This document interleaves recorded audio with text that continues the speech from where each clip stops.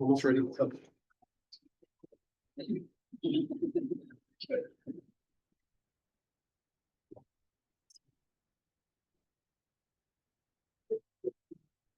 Technology, we're waiting for technology.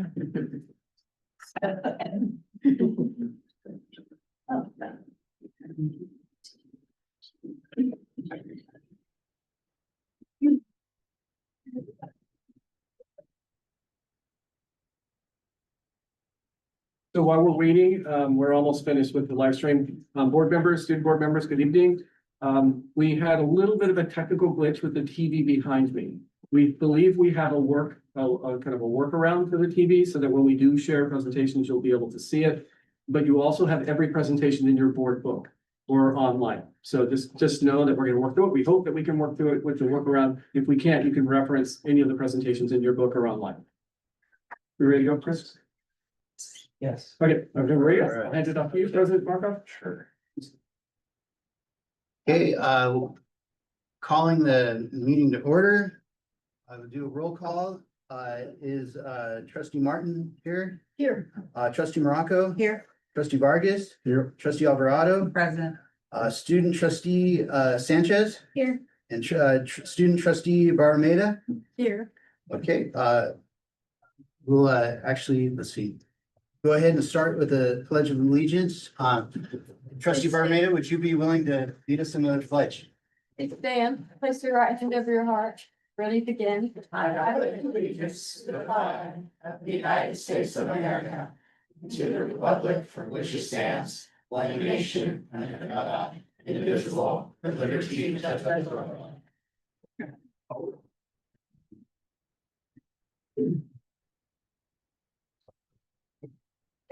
We acknowledge the Pi-Yom-Kawishim, the people of the West, as the traditional land caretakers of the land on which Vista Unified School District was built and its surrounding traditional cultural landscapes.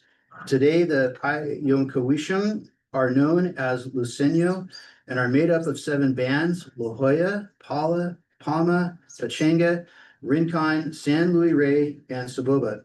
We, Vista Unified School District, are mindful of the indigenous peoples in this place, and we pay our respects to the Lucenio, past, present, and future. We are grateful to have the opportunity to be a part of this community in Lucenio territory and to honor their history, culture, and perseverance of spirit.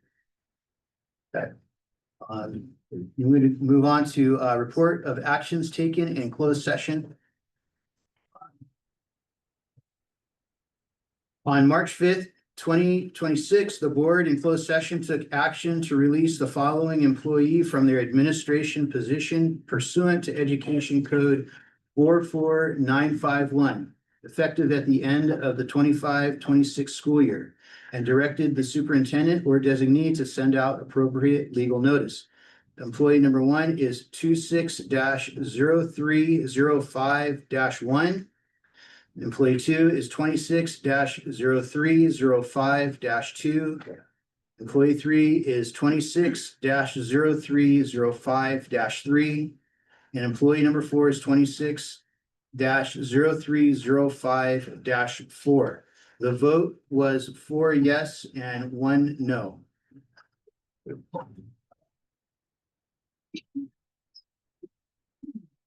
On March 5th in 2026, the board in closed session by unanimous vote took action to reject claim 662413 as recommended by the district's third-party property and liability administrator.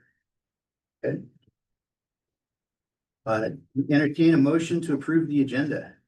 So moved. Okay, moved by trustee Morocco, second by trustee Alvarado. Okay. And then we have some hold cards. We have to call for them. Oh, call for the vote. Okay, thank you. All those in favor? Aye. Any opposed? Any abstentions? Okay, vote passed.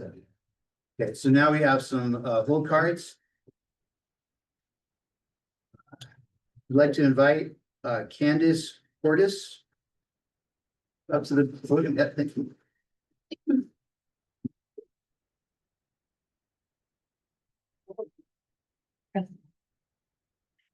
Good evening, esteemed board members, Superintendent Doyle, colleagues, parents, and guardians of the children in the audience. My name is Candace Cordes, and I'm a 27-year educator in the district and chair of the VTA equity team. Tonight, I'd like to address the district's mishandling of the rollout of the AB5 PRISM training. This mandatory training creates the possibility to disrupt systematic bigotry and assist educators in becoming competent in understanding the intersectional identities related to LGBTQ+ youth in order to effectively support students so they can thrive in school. As a union leader, I've already been notified of my colleagues' resistance to partake in this mandatory training, which begs the question of why. Attacks on protected classes of people is nothing new. In fact, many of us are keenly aware of the resurgence of these attacks. I stand before you as a parent of a VUSD graduate who identifies as a multi-ethnic trans person. I remained silent during most of their years in our Vista schools, not because I wasn't passionate about advocacy and equity, not because I wasn't complicit, but because my child and I recognized the bias and prejudice in individuals. We acknowledge the bigotry fueled by stereotypes and discrimination in the institution, and the systemic oppression fortified by those in power, and made an intentional decision to choose our battles. So when the N-word was written on a class set of paperwork and my child was the only Black student in the class, we spoke up. When a student wore a shirt stating that there are only two genders and my child witnessed students and staff signing it, we spoke up. You see, my child lives in the space of intersectionality, not in the shadows. And that is because I can light their path with my privilege, institutional knowledge, and social capital to deftly navigate within the system. I stand before you as a former assistant principal at a middle school in the district. I had gut-wrenching conversations with families when self-injury or suicidal ideation was disclosed by their children. And 8 years ago, that same administration from that same middle school had to call me and have that same conversation. As you can imagine, my heart broke. And then I woke up. How could I, a trained educator, have missed the signs in my own child? Providing relevant, inclusive support that matters. For students who identify as LGBTQ became a law because research and data indicated there were significant gaps in our systemic support for these students. A 2023 Trevor Project study of over 28,000 LGBTQ youth found transgender youth, like my child, reported self-injury in the last year at a rate of 72%, while cisgender youth rates were 28%. Additionally, those same children in the last year who had self-harmed were 5 times more likely to consider suicide and 9 times more likely to attempt suicide. So I stand 10 toes down firmly in truth before you today and say we need to do better. I'm disappointed we emblazon our materials and public-facing narrative with aspirational concepts like having the core of equity and the year's theme of the pulse of possibility. Yet where was the pulse when rolling out the PRISM training? Where is the equity? This isn't the sole responsibility of HR, student support services, education excellence, or even individual principals. Even though one principal did complete the training and support this at their site, another claimed not reading the district newsletter. This isn't a correct way to handle this. The paradigm needs to shift. It's a shared responsibility, and tiptoeing through political controversy and hiding behind legalese is no longer safe. Following the law is the floor, not the ceiling. As a culturally responsive trained educator, the last thing I do is the minimum. So it's stop hiding in the shadows and start leading the way with the same courage it takes our children to show up every day authentically. And Harvey Milk's words, hope will never be silent. And if you don't know, now you do. Thank you. Thank you.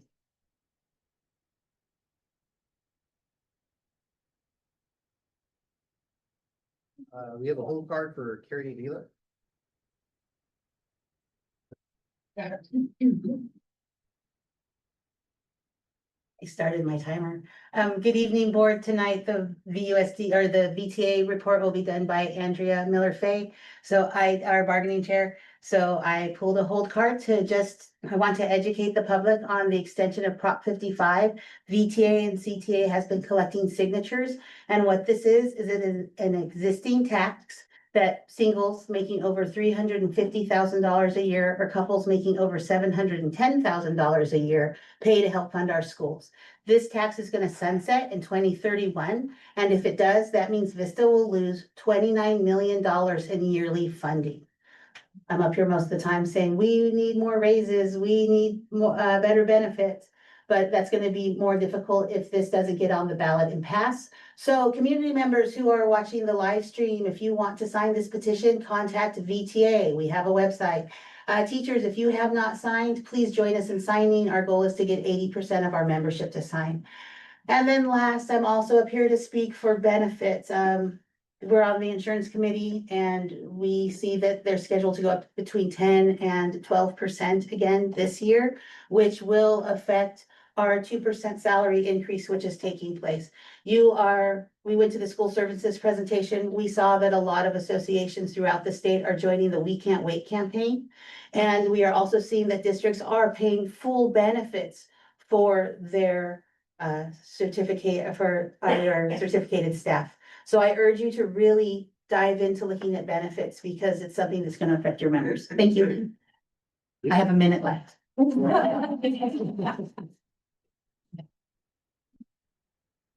Okay, next hold card is Taylor Narabemi.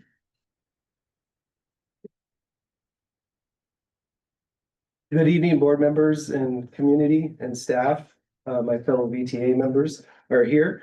I want to talk to you guys specifically for a minute about benefits and the impact.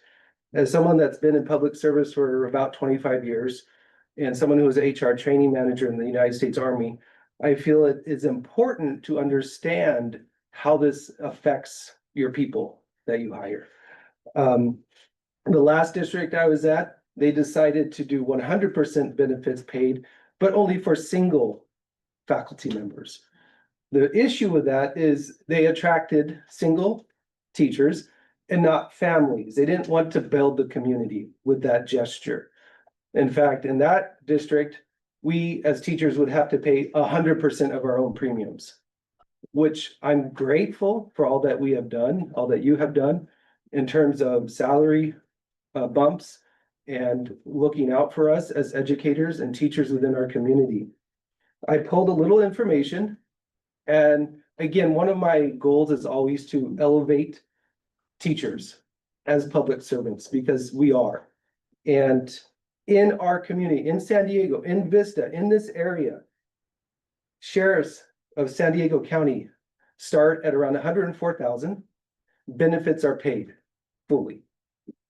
Firefighters, 91,000 starting. Benefits are paid fully. Active military, of course, we have those members in our community. They have medical paid for.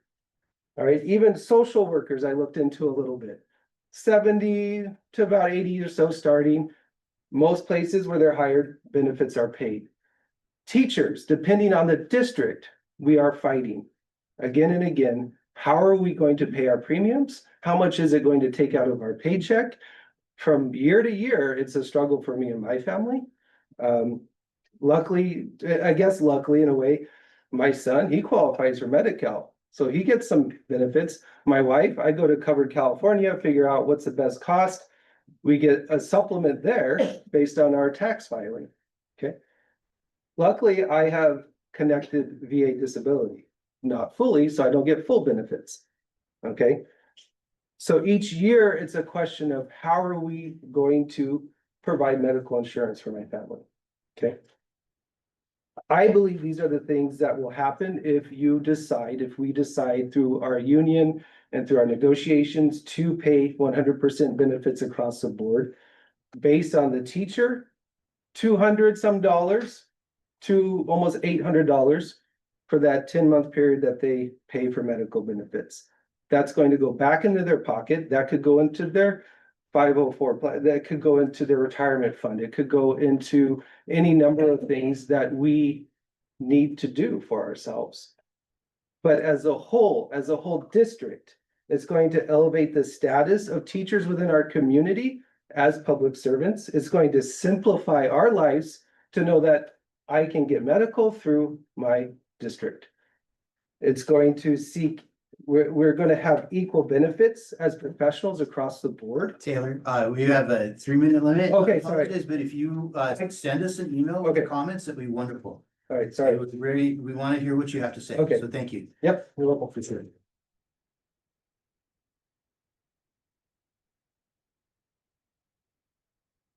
Next full card is Melody Bosher King. Did I say that right? Booer King. Booer King, all right. I'm gonna give you a history lesson. Oh, awesome. Who's speaking?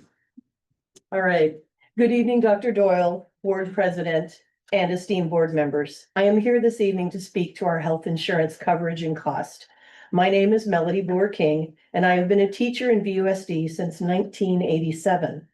For at least the first 15 years of my career here in Vista, my health coverage was part of my salary package. It was completely covered. I paid nothing per month other than co-pays and normal out-of-pocket expenses. In the early 2000s, that all changed. The early share of cost was pretty innocuous, free for Kaiser, $69 a month for PPO coverage. No longer. In 2017, 2018, when my husband was still with us, I was losing about $800 a month of my salary to cover 2 adults. Now, as a single, it is pretty much $700 a month, which lowered my salary by over $7,000 this year, or in 2025. Over these 9 or so years, I've lost at least $72,000 of my salary. That amount has never been recouped by our salary raises during the same time period. Teachers hired during the last 10 to 15 years have no idea that our health insurance was previously included as part of our salary package. I speak for them and for myself as a widow living on just my salary. We're always on the losing end. Please seriously consider changing how you cover employee health insurance. We've lost so much over the years. We deserve better.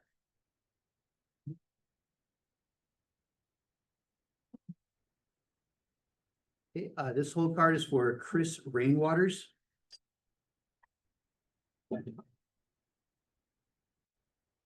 Hello, everybody. I've never done this before. Long time watcher, first time commenter. Hello, okay. My name is Chris Rainwaters and I'm a Vista resident, a Monte Vista Elementary parent, and a local realtor who works with families relocating to our community. Monte Vista is one of the district's oldest campuses, and when you spend time there, the age of the infrastructure is obvious. We currently have a sinkhole on campus, limited restroom capacity for students and adults, mold, portables that are literally falling apart, and aging systems that impact daily operations. These aren't cosmetic issues. They're basic safety and functionality issues affecting students and staff every day. If we believe school safety begins with prevention, then facilities matter. Deferred maintenance increases long-term risk. Aging plumbing, structural concerns, and outdated infrastructure undermine healthy learning environments. From my perspective as a realtor, school conditions can also shape how people evaluate Vista. Families considering moving here may ask me very direct questions. How are the schools? Are campuses maintained and updated? Is the district investing in infrastructure? Facilities influence enrollment, and enrollment affects district stability. Competing districts and charter schools highlight modern campuses and updated learning environments. If Vista wants to attract and retain families, facilities must be part of that strategy. Students also pursue many different pathways today: college, trades, athletics, arts, leadership. All of those require safe, functional spaces. Facilities support opportunity. So the question before the board tonight is not whether everyone agrees on every detail. The question is whether the community should have the opportunity to vote on investing in our schools, because we cannot address infrastructure challenges if we don't have the means to do so. Allowing the measure to go on the ballot lets voters decide. And if there are concerns about past decisions or future priorities, we can address those through transparency, communication, and strong oversight. Many parents and community members are willing to help raise awareness so that voters understand both the needs and the plan moving forward. I even made YouTube videos about this stuff. This doesn't have to be adversarial. Parents, teachers, trustees, small business owners, and residents all want the same thing: safe schools, strong enrollment, and a thriving Vista. Allow the community the opportunity to weigh in. Thank you.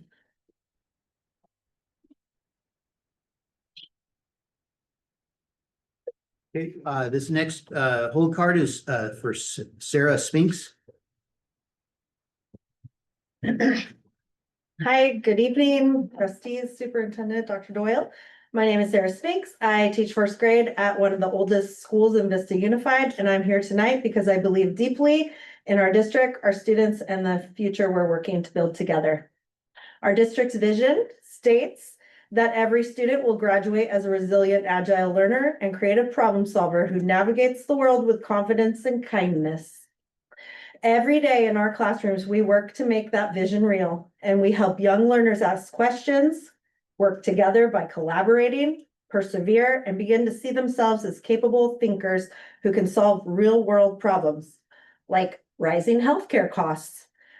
We could free up some of our budget on facilities maintenance, and maybe we could compensate teachers something to the tune of $10 to $17 million a year. But I digress. Right now at my campus, we are 9 days into one less staff restroom. Today, the electricity went out in one of the working restrooms, and the solution was to give us a camping lantern because we're problem solvers and we just made it work. So situations like this are small moments, but they reflect a much larger reality about the age and condition of many of our school facilities. And yet our students and staff continue to show resilience every single day. We model it for our students. Our mission says that our purpose at Vista Unified is to inspire each and every student to persevere as critical thinking individuals who collaborate to solve real world problems. And I believe our improving our school facilities is one of those real world problems our community is ready to solve together. In fact, 62% expressed support in the poll you all did. And that tells us something powerful. Our community cares deeply about our schools and wants to be part of creating better learning environments for our children. And I think staff too. Education is the cornerstone of our society. And when broader national landscape feels uncertain, it reminds us the strength of our future begins locally, in our classrooms, in our neighborhoods, and in the choices we make together as a community. Here in Vista, our families, educators, and residents want to invest in our schools, and they want to help create campuses that reflect the hopes we have for our children. Our students deserve schools that are safe and functional, but they also deserve something more. They deserve learning environments that inspire curiosity, creativity, and pride. They deserve spaces that show them how deeply we value their future. In many ways, they deserve an even richer and more beautiful educational experience than many of us received. I know that as a Bo Beer kid, I'm really excited about how that Measure LL money has been spent, and that school looks beautiful. I'm so excited about it. If our goal for students is to graduate as confident, compassionate problem solvers, then the environments where they learn should reflect that same spirit of possibility. Thank you.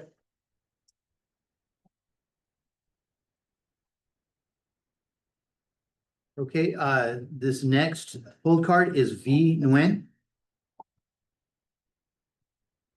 Good evening, board members. Thank you for the opportunity to speak tonight. We want to thank the district for proposing 2 additional school psychologist positions. We appreciate the district recognizing the growing needs of our students and taking steps to address them. Vista Unified's LCAP emphasizes supporting the whole child and creating positive, safe learning environments where students can thrive academically, socially, and emotionally. School psychologists are an essential part of this work. We support the district's MTSS by helping identify students early, providing mental health and behavioral interventions, and working with teachers and families to address challenges before they become crises. Since the COVID-19 pandemic, schools across the country have seen a significant increase in student mental health needs. National data shows that 4 in 10 high school students report persistent feelings of sadness or hopelessness, and 1 in 5 say they have seriously considered suicide. These challenges directly affect students' ability to attend school, engage in learning, and build healthy relationships. When schools have adequate access to mental health professionals, research shows improvements in school climate, student engagement, and academic performance. It also strengthens our ability to identify and support students experiencing crisis early, which is an important part of preventing violence and maintaining safe school environments. School psychologists also support teachers by helping address behavioral challenges in the classroom, consulting on effective interventions, and helping educators respond to students' emotional and behavioral needs. This support is especially important as teachers continue to navigate increased student needs following the pandemic. Adding these 2 positions will help us to more effectively service our caseloads and allow more time for prevention, early intervention, and support for students and staff. We want to thank, again, the district for proposing these positions. We respectfully encourage the board to vote to approve the additional positions and to prioritize mental health in the LCAP for future years so that we don't repeat the mistakes of this year again. Psychologist positions cannot be reduced through attrition. Because when students have access to the support they need, our schools become safer, healthier places where every student has the opportunity to succeed. Thank you for your time.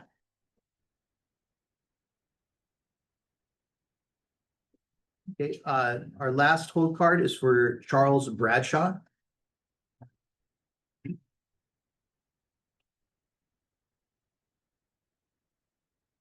Good evening. Thank you, board. My name is Charles Bradshaw.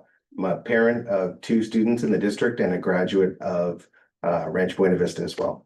I come before you tonight, bottom line up front, to speak in favor of developing a real long-term plan for the capitalization of our schools. Our schools are in desperate need of real improvements, and currently we're not competitive. History doesn't repeat itself, but it does rhyme. When I went to middle school and when I started Rancho Buena Vista, we had a school board that was very much into their own agenda. At the same time, we had a demographic boom. There were so many people moving to this area. Housing was being built, schools were not. So kids went into classrooms. Things got so bad that they had to have multiple tracks going for the schools. 2/3 of kids on a campus at a time. It was very disruptive for the families. It was very disruptive for the teachers. It was horrible for everyone. Fast forward to now, we're in a totally different demographic cycle. All throughout the county, there are fewer and fewer children. Families are leaving this area because it's not affordable, and some districts are being more impacted than others. In the South Bay, they're closing 3 schools, and it's because the children aren't there.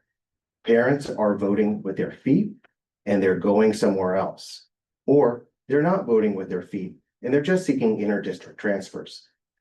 When I go to different sporting events, I'm one of those soccer dads, and I'll go to support Rancho or another school at San Marcos High, at Mission Vista. I'm supporting our teams, but I'm in amazement of the investment and the leadership that was decades in the making that they did there.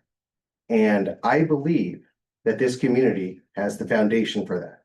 A lot of kids like me are kind of scarred by those past experiences, by overcrowded classrooms, and we think we can make it better. A lot of us have returned and we want it to be better. I believe this board and this community can make that difference. I look forward to working with you next week at the workshop for the bond. Thank you.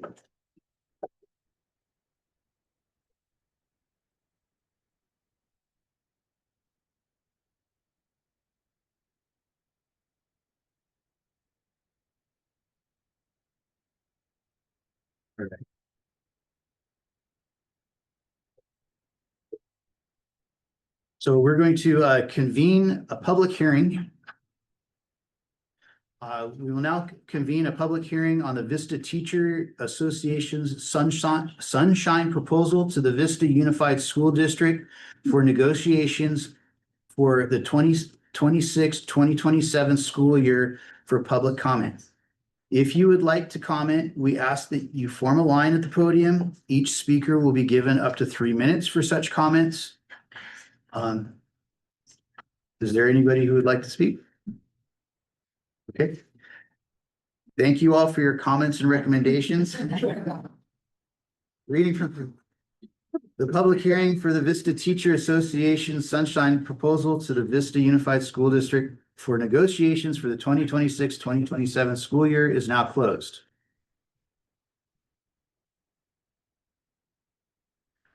We will now convene a public hearing on the Vista Unified School District Sunshine proposal to the Vista Teacher Association for negotiations for the 2026-27 school year for public comment.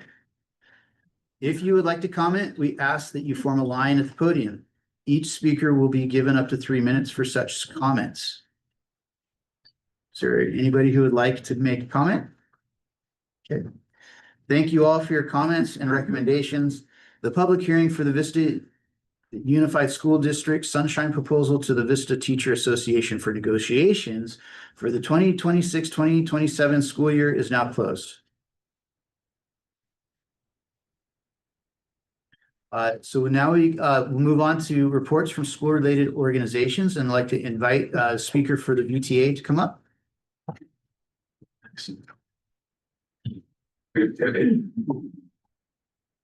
Good evening, board members and Superintendent Doyle.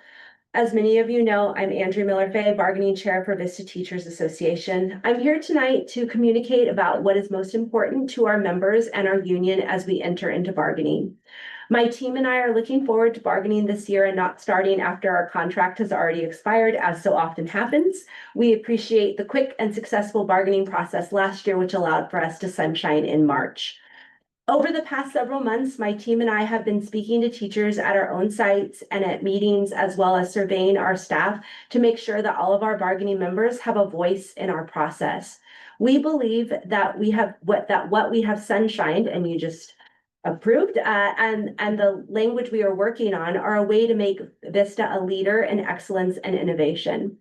As you well know, the students of Vista Unified deserve the best, and that includes the best teachers. Our working conditions are a student's learning conditions, and a healthy teacher that feels valued can provide the best education to Vista students. We have developed a platform we are calling the Foundational Four. We have 4 pillars of respect that we believe are necessary to make Vista one of the best places to learn and work in the county. Pillar 1 is fair and competitive compensation that keeps and attracts the best. While we have already settled on a 2% raise for next year, there are other forms of compensation that demonstrate to certificated staff that they and their work are valued. Pillar 2 is health and wellness practices that keep and attract the best. Benefits are the top priority for almost every member of our district. Last year, the district did agree to raise their contribution to benefits, but did not agree to move to the soft cap we believe is necessary to assure certificated members that they can continue to live and work here. Once again, we are looking at a potential double-digit increase in the cost of benefits. And unless we are able to address this in bargaining, that entire increase will fall on the backs of our educators. Surrounding districts are on a soft cap, and that commitment to financial security continues to draw educators away from Vista. Pillar 3 is equitable teaching and learning conditions. One of our district's values is equity, and yet we continue to have conditions around the district that are not equitable for staff or students. Our 4th pillar is protections to our time and professionalism. We need to ensure that Vista educators have the protected time necessary to do their essential work with students. And we need to make sure that our policies and language protect and recognize that there is valuable work only BUSD teachers can provide to our students. So those are our pillars, and we hope that you share our values and support a bargaining environment where we can work in partnership to achieve our common goals. Thank you.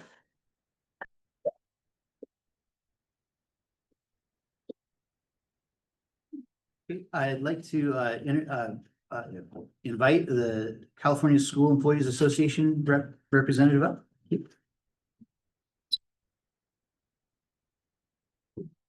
Good evening, board members, Dr. Doyle, student board members. I want to start our CSER report by reflecting a thoughtful conversation the board had during the last board meeting on February 5th on the topic of the first reading of Board Policy 1445, response to immigration enforcement. I want to acknowledge the question that Trustee Alvarado posed, which was, what are we doing, or the training that employees, what training are employees getting for those that don't work specifically at school sites? I got really excited when you asked that question and inquired, because that day our first vice president and myself had a very thoughtful conversation with Dr. Doyle earlier that day about training for transportation, right? Specifically bus drivers, anyone in transportation. And we got the same response, right? Like they are going through a cycle of training and making sure that that conversation, that topic, and in such training is discussed. And so now I want to respond, right? Because I think you were curious, and this goes for the rest of the board and student board members to know what type of training are we getting and what's the feedback from classified staff getting or providing. I will say that for transportation, and this is feedback we already gave the district and we're working on this, which was they want to do, or rather, they didn't feel very equipped or confident in what they got. And one of the thoughts or suggestions we made was doing role playing, right? Because we have to acknowledge that this is all new for everybody. So let's walk through how we might react to something like that. If there was a ICE or immigration enforcement, officer wanting to, or stops the school bus, what then? What do we do? And it was really important that the whole department is familiar with what the protocol is, even if they're not driving a vehicle, a USD vehicle or a school bus. And then I do want to also point out that on the other side of the coin, maintenance staff, her department received training specifically from our Executive Director of Student Support Services, Dr. Joanne Faust. And the feedback was they loved it because they said she was very thorough in the policies that exist, exactly what they need to do. And just to give you an example, maintenance staff, we're talking about the trades. So the comment was, these are employees that are not working at school sites, but may find themselves at school sites. So they were explained, yes, when you are at the gate doing the work grounds, this is what you need to do. And now the key, what stood out for me was some comments they made were that Dr. Faust acknowledged you might be shocked. So kind of like recognize that feeling, but you have to remain calm, and this is what you now do. So that was kind of like, I think what transportation was trying to say, like, we need something like that too. So I also we brought this conversation to the rest of our members during a chapter meeting. The feedback was, we believe everyone needs to get this. And I know that when this was rolled out last school year, we were informed, right? It's administrators, obviously, priority. They need to know and then disseminate that information. So I know social workers were trained, counselors, including community liaisons. But what I'm hearing is, what about the instructional assistants? Another example is we have district employees that were not mains, but are out at school sites. For example, bilingual testers. Right now, we're in the thick of testing for LPAC, and they are in multiple schools. So they too felt like, yeah, what if we are caught in the office when something like this happened? We are with a student that we're about to test. They're not our students, but we're with them, right? So what do we do in that? How do we support the staff at that school? So needless to say, I want to stress that this type of training is important, that it's addressed with every classified employee in our district. Even if it's just understanding what is the policy, where does the board or where does the district stand? This policy that you all were discussing last month, I mean, we don't all know that policy unless we're listening to the board meetings. So let's just start there. I think they really were clear, like, we just want to know where do we stand on this, right? So I wanted to just respond to that inquiry. This is the feedback that we've gotten from our classified employees.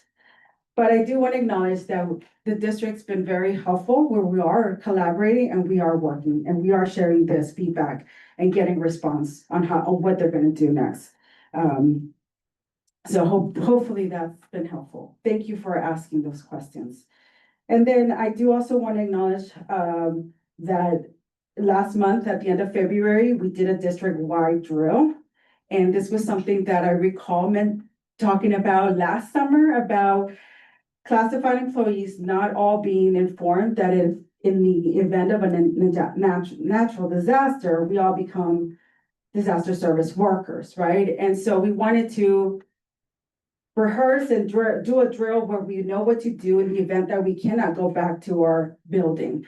And so I just want to acknowledge the work that the district's done.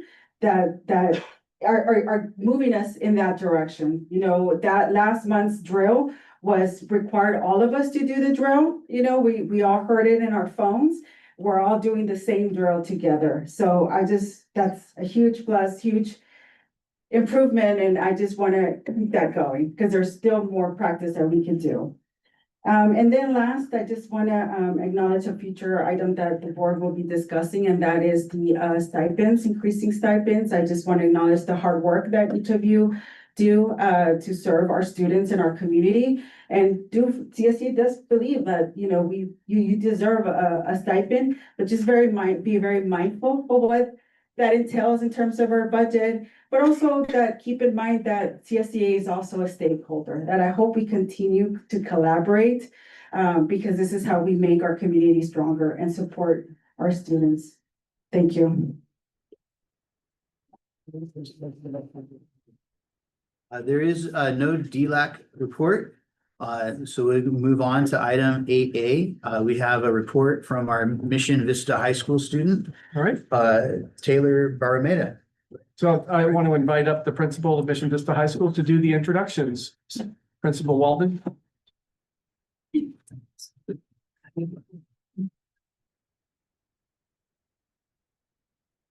Good evening, trustees, Dr. Doyle, student board members. I have the distinct honor of introducing the student board representative from Mission Vista High School this year in Taylor Barrameda. She's just a delightful young lady. She is a leader on our campus in many different ways. A lot of stuff is done behind the scenes. She knows everything that's happening at the school. What stands out to me the most about Taylor is that in all of the leadership roles that she's played, she's a servant leader. She leads with grace and she takes no credit for anything. But she is excited to share some of the highlights of things that have happened so far at Mission Vista and some of the things that are coming up. So I introduce you to Taylor Barrameda. Hi, good evening, board members and others. My name is Taylor Barrameda. I'm the student board representative for Mission Vista. Here at T-Wolves. First off, I'm beyond excited to share that Mission Vista's AFG completion rate has increased by 10% from last year and is now a whopping 85%. Also, last term, 715 students received at least a 4.0 GPA. Okay, our commitment to post-secondary success doesn't stop there. At 56% of seniors completing our college applications course, 59% of our student body enrolled in AP classes, and our wonderful counseling department is constantly hosting college fairs and workshops to support students along the way. Moreover, Mission Vista's CTE pathways allow students to tailor their learning experience to their own aspirations and careers. This year, 47% of all students enrolled in a CTE course, allowing them to gain career learning and experience. As always, our performing arts continue to put on a good show. In September, Steel Drum hosted their annual Rock the Hill, inviting over 2,000 community members to enjoy over a dozen high school rock bands. Steel Drum was invited to perform at NAMM in LA this past month, displaying their talent to a national audience, and are also performing right now and tomorrow, and you should definitely go. Drama did a great job with their fall play Clue and is currently working on their spring musical Legally Blonde in April, which I'm really excited for. Our choir has put on 3 shows and has been invited to several conferences and competitions all over California and in New York at the St. Patrick's Cathedral. Originally known for just academics, Mission Vista is making a name for itself in a wide variety of athletics. Last year, over 50% of the student body was rostered on a sports team. This fall, girls golf won the league and our girls volleyball team took 3rd place in state. During winter, Mission Vista was part of 2 league championships. Wrestling and girls soccer won CIF championships, and both girls and boys basketball made the playoffs. And just last Friday, girls soccer won the CIF championships, a tremendous turnaround from last year's 2-win season.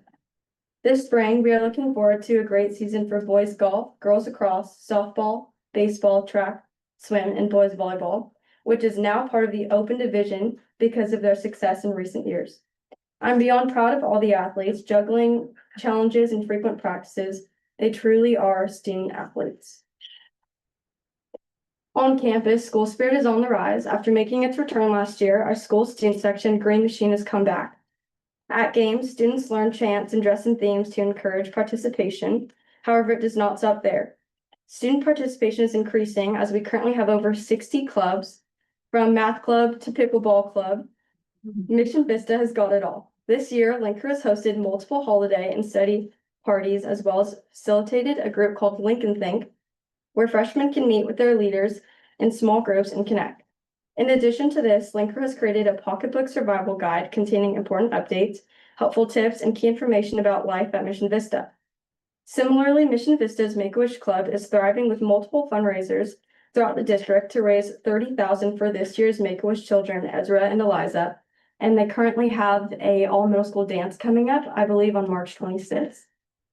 This year, our ASB has expanded from 2 classes, 1 class each term, to 3 classes, 1 in the fall and 2 in the spring. Increasing our ASB size has allowed us to delegate more tasks, create new events such as seniors last recess as a throwback to our elementary years, senior night tailgates, and a school-wide athletic training celebration. To increase participation and productivity, ASB students are separated into committees of their choice, such as advertising, student store, tech, etc. This way, students are able to vocalize their opinions and work on tasks catered towards their interests.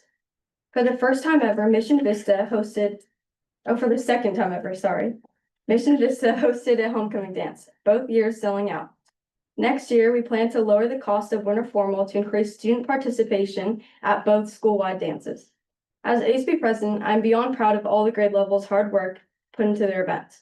Currently, juniors are planning prom, which will take place at the downtown Marriott Marquis mid-May. Seniors just finished winter formal and are now planning the end-of-year senior events. Our underclassmen in ASB are continuing to plan STEAM versus staff and movie night. As we approach the end of the year, we are brainstorming even more cultural and spirit activities to broaden our connection with our growing diverse student body. Yeah, I'd like to acknowledge how appreciative I am for the board's hard work and long nights. Although I didn't attend VUSD schools for all 13 years, I started and ended my journey as a VUSD student. From Impressa and Vista Magnet to Mission Vista, my time in the district has shaped me into the person I am today. Each teacher, administrator, and peer has taught me that the bigger meaning for school is not teaching you facts, but transforming you into a better person. Thank you for allowing me to serve on the school board and participate in making our district better and community stronger. Thank you.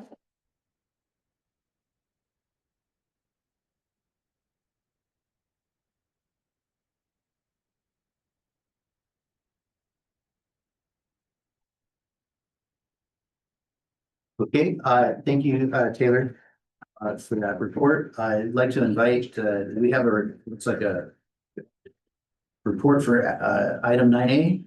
Yeah. Approve the second interim budget report.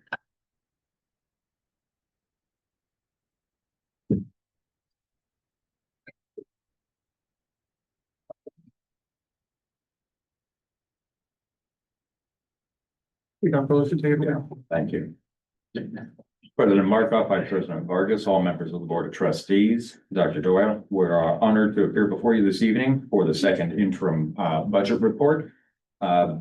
Please bear with us. We are dealing with some technology things. The nervous look on Dr. Doyle's face is I control one of the screens in the room.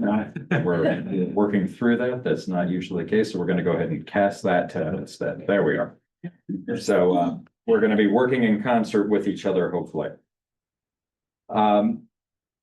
So our agenda this evening is the same as it's been. We just go through the cycle and bring you up to speed on the methodologies, the things that we are required to report on. In terms of requirements for what to report, I'm going to turn over to Ms. Machado. She's just going to give you a quick rundown as legally required of the ed codes that are being covered this evening. Thank you for having me tonight. So this is the second interim report, second time that we are reporting on the budget that we adopted in the beginning of the year. The requirement is that we look over all the actuals as of January 31st and the revised budget for that time frame as well. We need to provide enough financial data And we have certain deadlines that we need to meet. For the second interim, this would be March 15th. So we are ahead of the deadline as we are finalizing the report tonight. We definitely report by object and function. As you know, we also include a multi-year projection this year and the projected 2 out years. Thank you very much, Ms. Machado. I'm going to switch back now just because we don't normally have this opportunity to do so, but I'm going to switch back to board docs just so that way we can show this on the screen. All of the attachments are here for this report on 9A. Down here where we're circling now and it's highlighted, that's the entire second interim report. So we do publish the entire detailed report. We publish it on our website. But we normally don't have this opportunity, so I want to show you where it is located. It's right there on the board doc, and then the presentation is the item right next to it. We'll switch now back to our presentation now. In terms of how we work through this, the first of all, we covered this during our meeting on finance. We have to work from a series of reasonable assumptions. And assumptions are either dictated about to us by the state, or they're based upon board action or other items, or other factors that are out there. So the first assumption that has changed, of course, is we did see a change in the cost of living allocation. So this report does reflect that. Of course, we have everything in line with our unduplicated count. We have seen a variety of other things move forward that are, within the parameters that we have spoken about. Everything regarding the negotiations that have passed over this last year are included here. However, these financial assumptions assume some of the following things, and we want you to be fully aware of this. First of all, it assumes that the resolutions you passed, that you honor them. So we have to assume that because you passed it. Once you pass something, we have to follow that direction. So any reductions that you've said you would meet that meet declining enrollment or other factors, you would have to find a way through that in the future. Special education budget continues to increase. We cannot ignore that.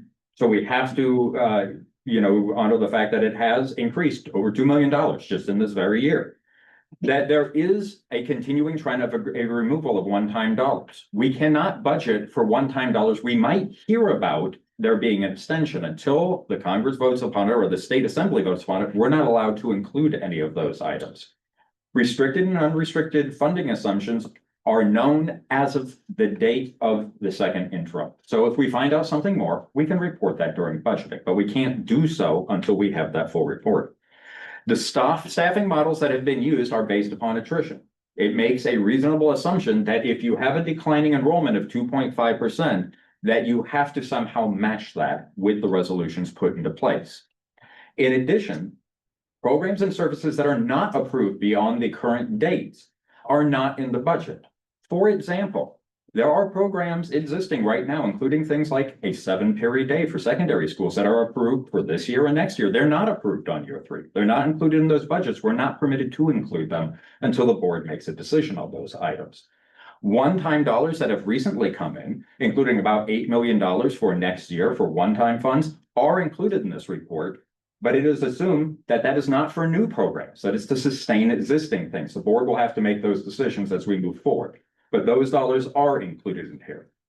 The board policy for 5% reserve for economic uncertainty is waived on year 3 in this example. You have a policy that cannot be met in this example. We meet the legal requirements for year 3 of 3.00, literally the legal requirement, but we do not meet the board policy. That has been the case for a few years now.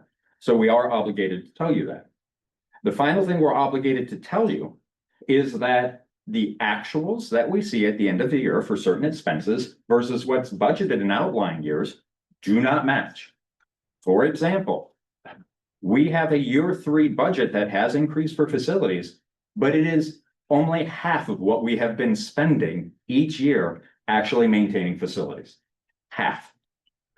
Just because it's budgeted as a level, which is the example we gave in your financial workshops, doesn't make it so on the actuals when it comes to mandatory things to keep in classroom. Now, we do have some things that we share with you here in terms of the methodology. Just step 1, 2, 3, 4, it's the same methodology that's used. Some people have asked, about our spreadsheets. It's not our spreadsheets. We actually run this through a county system. It's an independent system that the county provides. So that way they run the calculations through that system. So this is the methodology that we use as we go through, and we always publish this for the community. That way, also, we presume there's other people after us, they can follow the methodology or recommend. So we're going to start with the staff recommendations overall findings with some notes on those overall findings. And then Ms. Machado is going to give you just the overview of indicators. Staff recommendation is that you accept the second interim report as filed with the San Diego County Office of Education, because these are the numbers that were produced by that system. The overall finding of the second interim report reflects that the district can meet our overall financial commitments in the multi-year projected budget at this time. Therefore, we find ourselves solvent. That is the certification we have put forward. However, with year 3 being at 3.00%, if the factors of assumptions that we gave to you, if any one of them were not met, we would move from positive to qualified certification. If any 2 of them were not met, we would move from qualified to negative certification that quickly.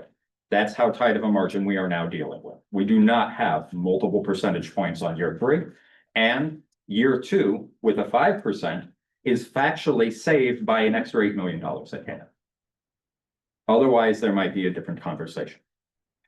For an overview of the indicators, I'm going to turn it over to Ms. Machado, who's going to give you the highest level indicators before we present the information that we're required to present by law. Before we move on, I have a question for you, Sean. Yes. Can you repeat what you just said about the last sentence that you just said? Can you repeat that for me? Which part of the last sentence? With regard to solvency versus. Sure. Solvency means we can meet all of our bills for the next 3 years. Right. We have a percentage, and we'll go over the percentage of 5%, 5%, and 3%, year 1, 2, and 3. However, on the assumptions, the list of assumptions that we made, I believe the sentence you're referring to is, if we do not meet all of the assumptions, if we say we're not going to meet one of the assumptions, we are going to move from positive certification to qualified. That's the next level down. That would require not a second interim, but a third interim report back to the county, right? If we say 2 of the assumptions we're not going to honor and not be true, we quickly move from positive to qualified to negative, meaning we can't meet any or demonstrate that we've met any of these things. That was a sentence I believe you wanted me to repeat. And what would be the result of that if we don't hit that by year 3? So for qualified, the steps that are taken is the first step is usually the county asks for not just a second interim report, but a third interim report. So that way we have the opportunity to correct that, right? So we would bring forward your options for corrective measures normally. And then if we can demonstrate correction at that point, then that matter goes away. This district has previously had a qualified findings. That happened in 2019. 18-19 school year. So that is something that has been experienced here. Negative certification. This is happening in some school districts. And negative certification, you typically have to give a third interim report. If you cannot find a way to move forward, I'm going to give an example in our county where the county stated, before we would initiate taking over the school district, we'll give you a final opportunity. If not, then the authority either moves to the county or a state authority that makes budgetary decisions in order to resolve the budget. Those are the typical steps. So wouldn't it be prudent for us to be cutting back on all of our spending at this point? That's a decision for the board to make based upon budgeting. Thank you. Would it also be prudent to hopefully put a bond on the ballot that we can save $10 to $17 million? My same answer resides back. That would be for the board to decide. Okay, so I'd like to, before you continue, Ms. Machado, I'd like to point out that it is 7:35 for any students here that have been with us for the last hour.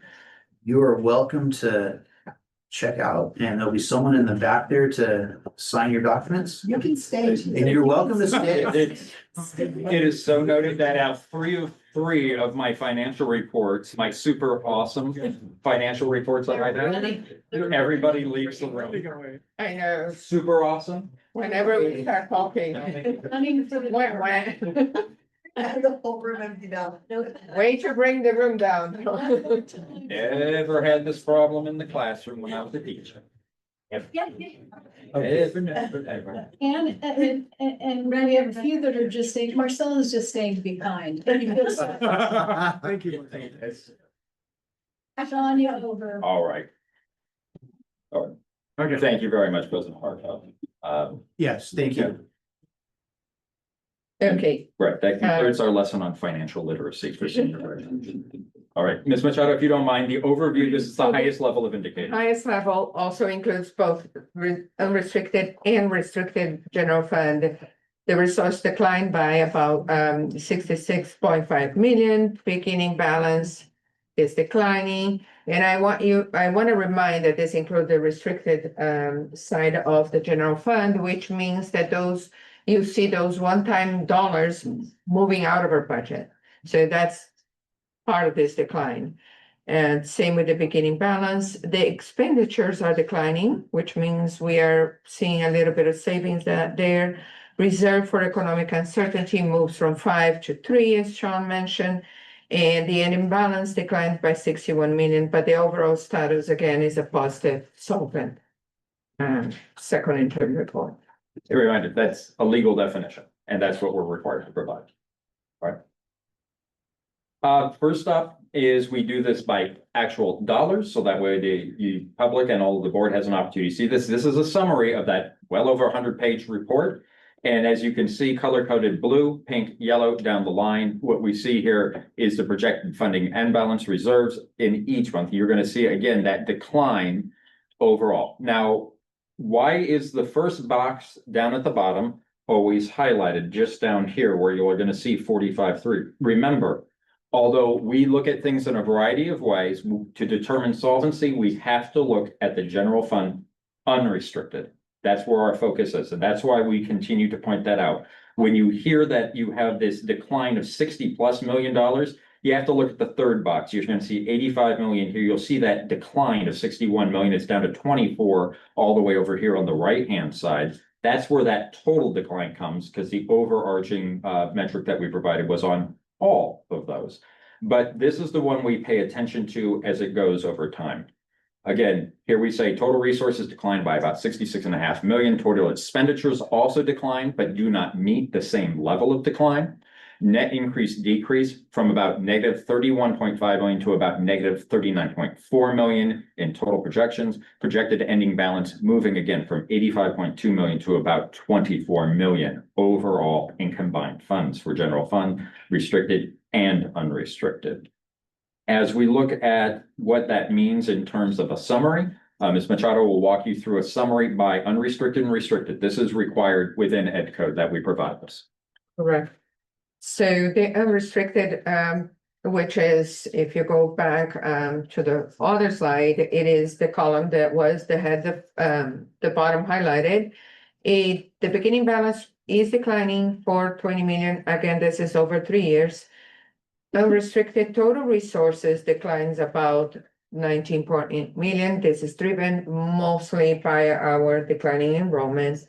Expenditures are increasing in the unrestricted side of the general fund by about 13 million. And the net decrease goes from negative 8.6 million to negative $21 million. The ending balance goes from, as a result, 45 million to about 13 million. On the restricted side, beginning balance declines about 33 million. Total resources is declining about 46 million. This is based on assumptions that we do have today. We don't know if the state will change any funding in the future, but based on what we know today, this is the reality. Expenditures decline because as resources go out, the expenses are also declining. The net decrease goes from negative 23 to negative 18. And the ending balance declines from 39.8 to about 11.5 million. So just a quick overview of what do we take away from this? A great question was asked by Trustee Morocco. are we seeing deficit budgeting or deficit spending, right? We have to separate those two. The answer is yes. But when we had that conversation in our financial workshops, we were sure to put forward the notion that some things, particularly on the restricted side of the house, you do see as part of the plan to have deficit spending, because you get the money in some of these things, you get the money in 1 year and you have to expense over 3. So you catalog book it on the first year, you don't rebook it the second, the third, you're deficit spending over 3-4 years on some of those. So that isn't necessarily a trend to be alarming. We would go through that in more depth at a workshop. However, when we see negative spending in the unrestricted side, that is part of the thing. And the driving force there is declining enrollment. Dr. Lusher, I have a question. Yes, ma'am. Didn't we approve a fund, I think it's 17? Yes. Is that, when does that go into effect? When will we see that reflected on these graphs? Thank you so much. So Fund 17 has been established, but it has not been funded. We have to develop a strategy for how to put money into that. That has to be a board agreement for how we put. We will be covering that in our financial workshops, so that way the board can start to contemplate your options for the different ways that you can fund Fund 17. And when will do you have an idea of when we'll have the actual board meeting to vote on how that funding will look? I understand the Sure. workshop will be, discovering, having discussion, but. The idea here is typically we'll talk about it in a workshop and then it's the following regular meeting. So if we were able to get it into the next workshop, then we would bring it forward to the April meeting so that you would have the opportunity to debate and vote. Okay, thank you. Thank you, ma'am.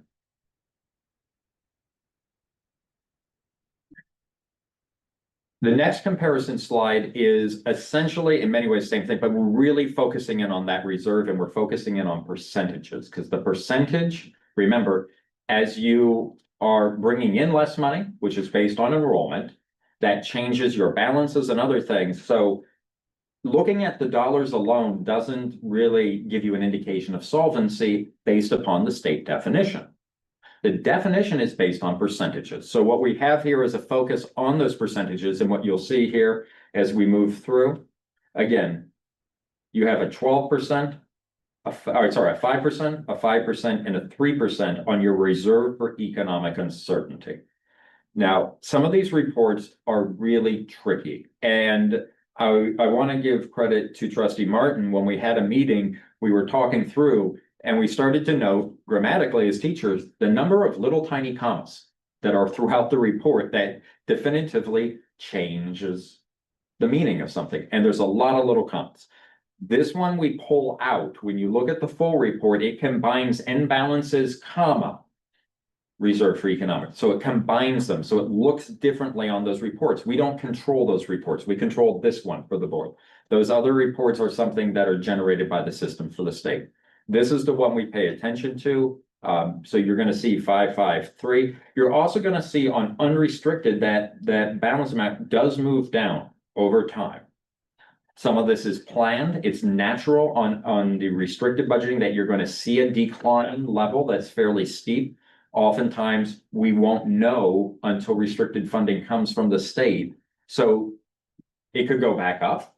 Sometimes we have it mid-year. We have that with ELOP last year and some other items where suddenly they made announcements toward the ends of the year. So this is where it was as of January 31st and where we stand today.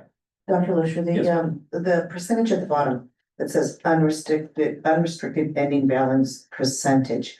I'm assuming, and I think I'm correct in assuming this, that 12% includes the 5% for the reserve for economic uncertainty. Is that correct? Correct. So when we're over on this far column for fiscal year 27-28, the 3.43 includes the 3% for economic uncertainties. Correct. So that's the total in imbalance. So what's the percentage when it's compared to the total expenses? Right.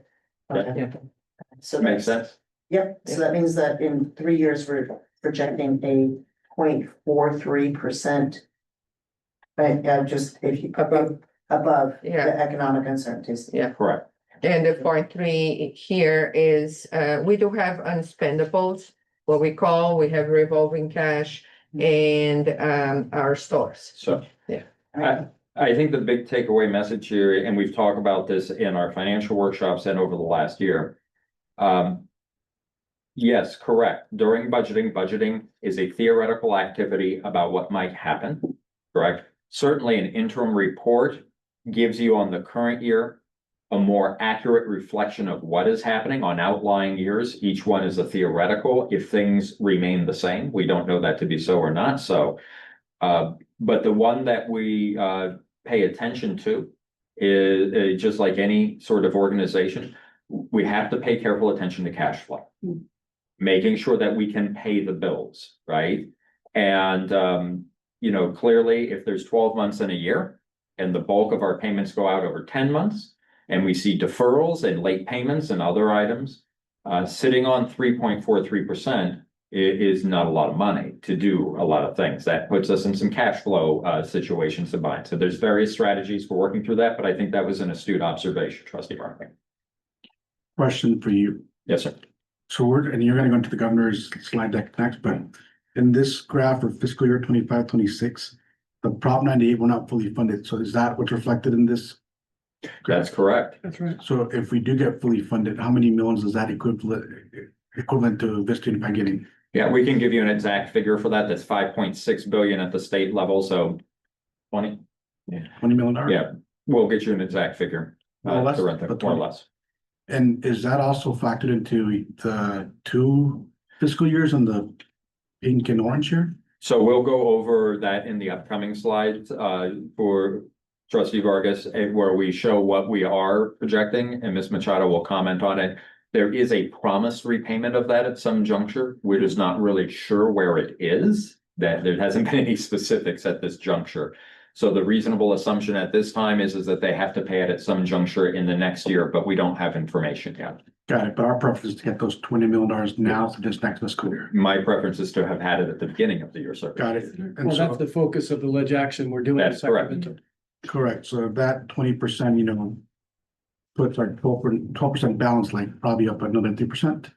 Well, a rough thing that I would say, the general fund in total, not restricted and unrestricted, a quick metric to run is for every 3%, you're looking at about $10 million.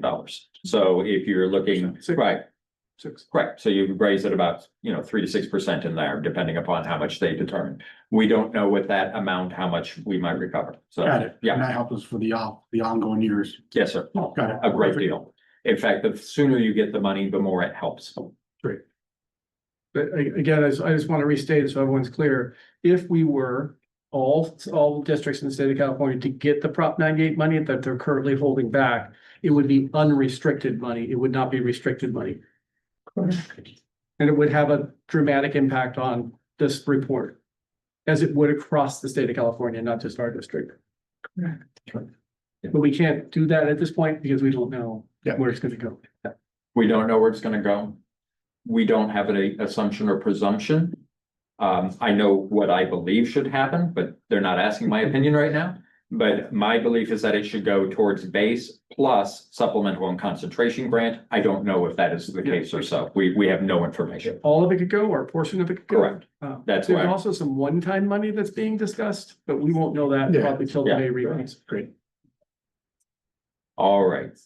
So what is the governor's budget proposal saying? So, it is sort of saying, there's some sort of form of Prop 98 settle up. That's something that we just covered. It is a sizable amount of money. We went through this in a financial workshop. Yes, we have people that are advocating and we're working together on all of this. Here is the part that is just the general rundown that we make. Even though that is a very factual, real thing, the driving force for more school districts across the state, over 80% of them at this juncture, is declining enrollment. That is the driving thing for almost everybody that they still urge everybody to pay attention to. All right. Anything that is been called an increase is all about existing programs. This is a different budgeting strategy. In previous years, there was always a new program that was being added. You were asked to do something else. So any sort of thing they're doing.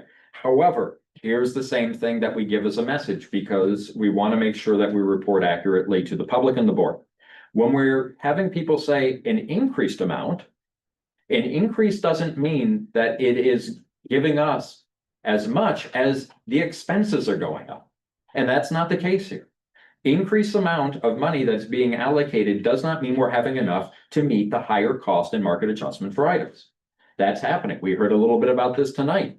We know insurance rates are going up. We know how healthcare premiums are going up. We know electricity, gasoline, all of these things are going up a lot faster than any increase that's occurring, right?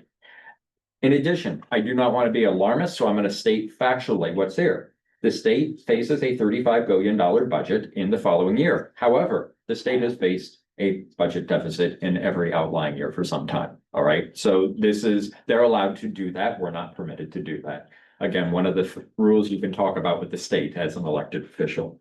One factor that was important here is that COLA being revised downwards, just that COLA coming down, that was over $3 million in loss to the district. All right, so that was one other thing. State budget resiliency, in order to remain stable, is still relying upon this really interesting one-time fund cycle. So they offer one-time funds sometimes, but what they're doing is they have a rainy day account. They're pulling money out of it to stabilize their budget. And then if they receive anything, they normally are refunding the rainy day account. What's important to note about what we have just talked about on this Prop 98 change is they're not taking that money and putting it to the rainy day account. That money is being allocated elsewhere for other services, not for education, which has been noted legally as a violation of the Constitution of California. The local reserve requirements begin in 26-27. By that, we mean there are some caps.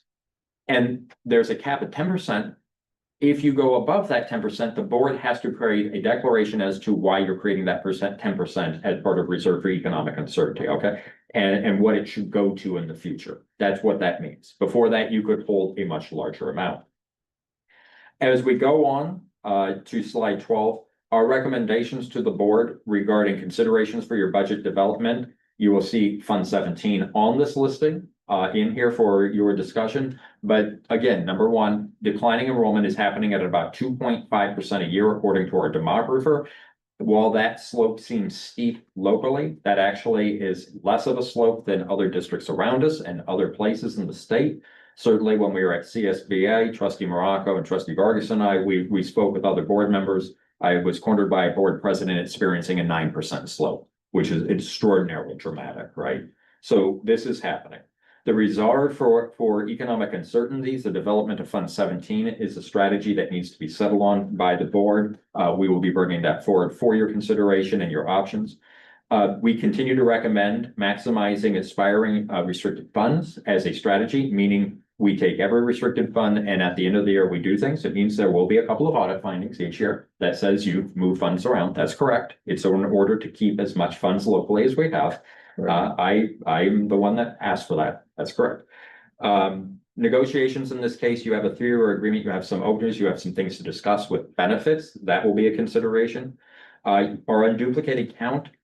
This is one of the few districts that is reporting a higher unduplicated count, not a lower one. So we've done a great job this year. Thank you very much to Dr. Shigelian team for emphasizing this out at the school site level. For cash flow with the deferrals, we have seen a lot of things. Ms. Machado and our team has masterfully sort of worked with the budget in order to keep any disruptions at bay. We are hoping that the deferrals will end in this cycle. That's what has been promised to us. Facilities. Market factors continue to rise above COLA dramatically. Okay, interest rates, depending upon what sort of loans you have, you may recall the sale of Series C, measure LL dollars. What you approved was an interest rate of about 4.85%. We'll give you a report on that later, which will, share some good news with that. But 4.85 is a pretty good interest rate right now. Construction costs are increasing way above that, way above 4.85%. So that's a factor. Federal situation continues to be the same. We monitor it, but remember they're off cycle and oftentimes they're retroactive. So we will continue to monitor it, but so far things seem to be stable. Number one concern is how will things be interpreted as things move from the Department of Education to the Department of Labor and other places? Will we see a similar interpretation of funding distribution? And we don't have that information, but we are monitoring it.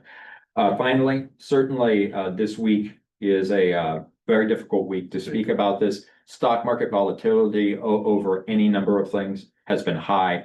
And I've set aside a note on the financial workshop to talk a bit about that more. We may touch upon it in terms of next week's meeting in facilities, because we do have some reports on recent market activity that have been concluded on behalf of the board. So that is the overview of our abbreviated presentation, as long as that was. And we're here to answer any questions that the board or superintendent may have. Couple of questions, man. So talk to me about the change in percentage from federal funds from the previous fiscal year to this year. Like, did we see a decrease? And I know there was a couple, cases where we sued and, we got money back and, federal administration had to send that money. So we can report more thoroughly on this in a facilities workshop. We haven't seen a tremendous shift. What we have seen is a lot of disruption to payment schedule, which is different, but we haven't seen this huge, large scale shift. The biggest thing that I would urge, and I say this as a father that has 2 kids going to college at the same time next year. The biggest shift we're seeing is what our students are going to be experiencing as they move into FAFSA and their student loan applications and other things. There's dramatic delays. There seems to be a great deal of uncertainty in there. FAFSAs that used to be able to be turned around in the course of 3-4 working days are taking 3-4 months. So there are some things that are happening, particularly at the higher education level, but we're going to continue to monitor and update the board as to any full-scale disruptions as we're getting them. Got it. And part of the mandate of dismantling the Department of Education was to send that money directly to schools. Are we seeing some of that, or any updates? No, we are not seeing that at this time. So one of the things that have been discussed is that if things moved from the Department of Education, that perhaps they would move the sort of funding model in terms of sending it to a state, then to a county, then to a district, that they would move to a different model that sent it directly to districts. We have received no notification from the federal government that they intend to distribute directly to school districts at this time. Got it. And for our projections here, do we project based on like previous years, like what we usually get, or like because you say you can't use assumptions, but like, how are we thinking about federal funding? Yeah, I'm always reminded of my mother saying about assumptions that I can't say to the microphone, right? But that is the word that is used, and the assumptions that are made are based upon a few factors. Correct.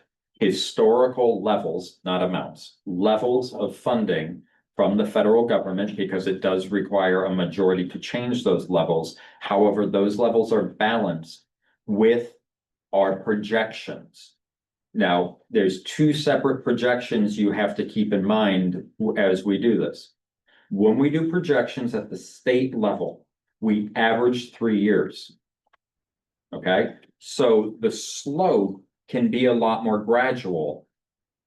Here's the downside of that, of course. As you bottom out, the slope back up is more gradual as well. You actually end up at a time where you have way more kids than you're funded for, all right? But that is the current system. Now, they may cancel out that system. That was supposed to be a limited system. We shall see. The federal government, though, is different. It's on a year-to-year basis. So as we look at budgeting out, if they're switching to funding us directly, it's our current right now projection that we're using for the next year. And that's the assumption we make, is that our declining enrollment levels will be more readily impacting us. It won't be a 3-year delay in a curvature slope. Yeah, so Steve Argus, just from my perspective, we haven't as a district had a measurable negative impact on the federal funding we've received, although there was some interruption during the summer, as you know, because they were proposing to do it. But the reality of the situation is it hasn't impacted us, at least at this point in time, it hasn't. There have been 2 areas that we have been impacted by. And again, these 2 areas are not huge, but they're real. And that has been some grants, some federal grants that haven't gone through. And then also kind of a non-educational impact on us in a kind of a roundabout way, which is what they're doing with Health and Human Services at the federal level. And we're finding that it's having an impact on our families. And as a result, we're trying to respond to some of the needs of our families that normally they would have had the services at the federal level. Yeah, a lot of those policies don't kick in until next fiscal. Right. Yeah. So Right. yeah, to be clear. Yeah. A lot don't, and the statements we have made, Specifically, what I said to the media was the ones that you want to look most carefully at as a school district is cuts to vision, dental, and healthcare to children now that take 2 to 3 years to compound. Those typically come back as a district cost. Yep. You can't teach the kids to read when they can't see. Right? So that comes back. We've been through this in multiple cycles. So as we look further and further out, as that becomes a real thing, we're there. That's also why on a previous financial workshop and in a Friday letter, I did mention that one of the concerns that is happening right now is in addition to the federal cut, there's a state movement of a reduction of $140+ million for dental care for youth. And that compounded action, really, I mean, we have several teachers sitting in this room. Kids with cavity is hard. It's hard to learn, right? So those are the sorts of things that will have a long-term impact. It's like an indirect impact on us. Any other questions from the board?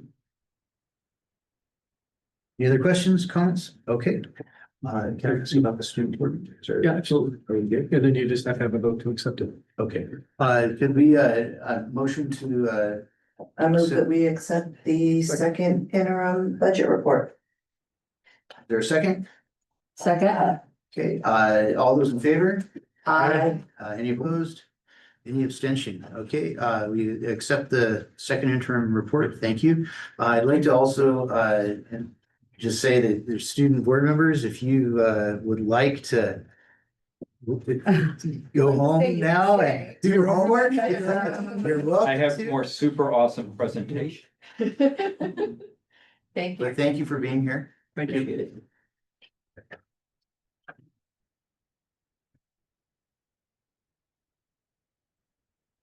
Okay, we'll move on to item 9B, ratify purchase orders. Make a motion to approve 9B. Second. Discussion. Yeah. Okay, so yeah, let's, That's fine. okay, yeah, so we'll do discussion first, then we'll vote for that. Item number 1, Right. go to communications for 312,000 district-wide phone service. Can you explain that to me, please? Yes, ma'am. So we go through a regular cycle of scrubbing different ways we can save money. And this is a phone system that by moving to an annual contract for all phones, the phones in our school district, ones that are in every classroom that we have everywhere, there's fees associated with that. We actually end up saving $13,000 a month by moving into this contract. So this is actually a cost savings measure. But we have not had, and it's astute to point out, we have not had this contract. It has been on a month-to-month service instead. And we negotiated an annual contract. Again, total savings each year is roughly about $160-some thousand per year over 3 years. Okay, thank you. All right, okay, so we'll go ahead and call for a vote to ratify the purchase orders. All those in favor? Aye. Any opposed? Any abstention? I abstain because I own a little bit of stock in one of the companies, so in order to avoid any appearance of impropriety, I will abstain. Very, very nice. Okay, we have the ratified purchase orders has passed 4 yeas and 1 abstention. We'll move on to item 9C, approval of guarantee of maximum price for Rancho Buena Vista Field project. Thank you kindly. For the Board of Trustees, you have previously approved this project after approving the rough order of magnitude and a budgetary amount for this and approving the contractor of Bernard's as the lease-back general contractor. After that, Bernard's goes through a series of specific steps, including posting this out for bid, so that way we know whether the budgeted amount is something that falls within the contracts. In this particular case, we did go out to bid. Bernard's received what they deemed to be excellent bid coverage on each trade. And the amount that came back was on par for the projected budget of $7.36 million in construction cost, which is within the budget. However, you do approve the general maximum price of the contract, which then officially kicks off and begins the construction cycle. I move that we approve the guaranteed maximum price for RVB field project, item 9C. Second. Okay, any more questions or discussion? Okay, we'll call for a vote. All those in favor? Aye. Any opposed? Any abstention? Okay, item passes unanimously. Move on to item 9D, approve the Vista Teachers Association Sunshine Proposal to the Vista Unified School District for the 3-year successor agreement effective July 1st, 2026 through June 30th, 2029. I move that we approve item 9D. Second. Any comments or questions? Okay, all those in favor? Aye. Any opposed? And any abstention? Okay, item 9D passes unanimously. Item 9E, approve the Vista Unified School District Sunshine Proposal to the Vista Teacher Association for negotiations of the successor agreement effective July 1st, 2026 through June 30th, 2029. I move that we approve item 9E. Second. Okay, any comments, questions, or discussions? No, okay, all those in favor? Aye. Any opposed? Any abstention? Item 9E passes unanimously. We'll go ahead and, item 9F, vote for a CSB delegate assembly representative. So this one is a little complex. So you all should have a handout on it. I just want to make sure you understand what you're about to do. And on the handout, and trustee Vargas, you can jump in as well. You can vote for 9 seats. If you notice, there aren't 9 names here, and you can do write-in votes. We provided with you information in the previous Friday letter with a whole bunch of different possible write-in candidates. So in addition to voting on those items, the names that are here, should you choose, you also can have a deliberation, discussion, and agree upon any additional write-in candidates. I'm gonna hand it back to you, but that's the idea, is that you should consider write-in candidates as well. And Cipriano, you have a lot of experience with this, so you can walk them through it. It's fine. Yeah, so this year there was a little bit of a, switch in CSBA. This is not the only, San Diego is not the only region that was impacted by this. They didn't send out their reminder for candidates. And so some candidates didn't submit their bio sketch, which needed to be on the ballot. And at the same time, some candidates did and still are not on the ballot. So this is, in a little kerfuffle from CSBA that is unfortunately, causing a lot of disruption. But with that being said, all these candidates that are currently listed are good candidates. They serve their school districts and are, part of the advocacy that we do statewide. In addition to these 5 candidates, I recommend adding in Rudy Lopez from Sweetwater, Maria Betancourt from National City. And then who's the third one?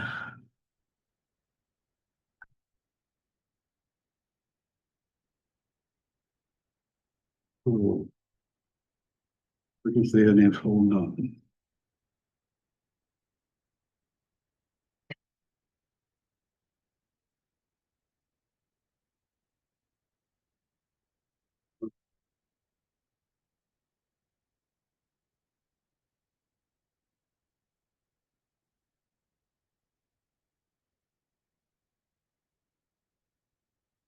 Marla Stritch from Encinitas Union School District. And yeah, that would be my 3 recommendations.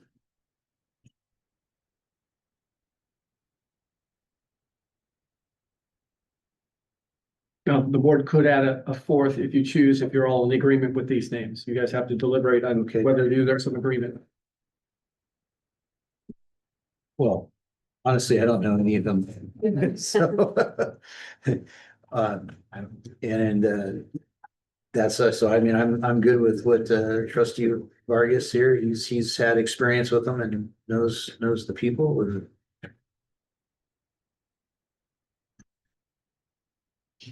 I don't know, I'm sort of like, if there was the snafu that was so like,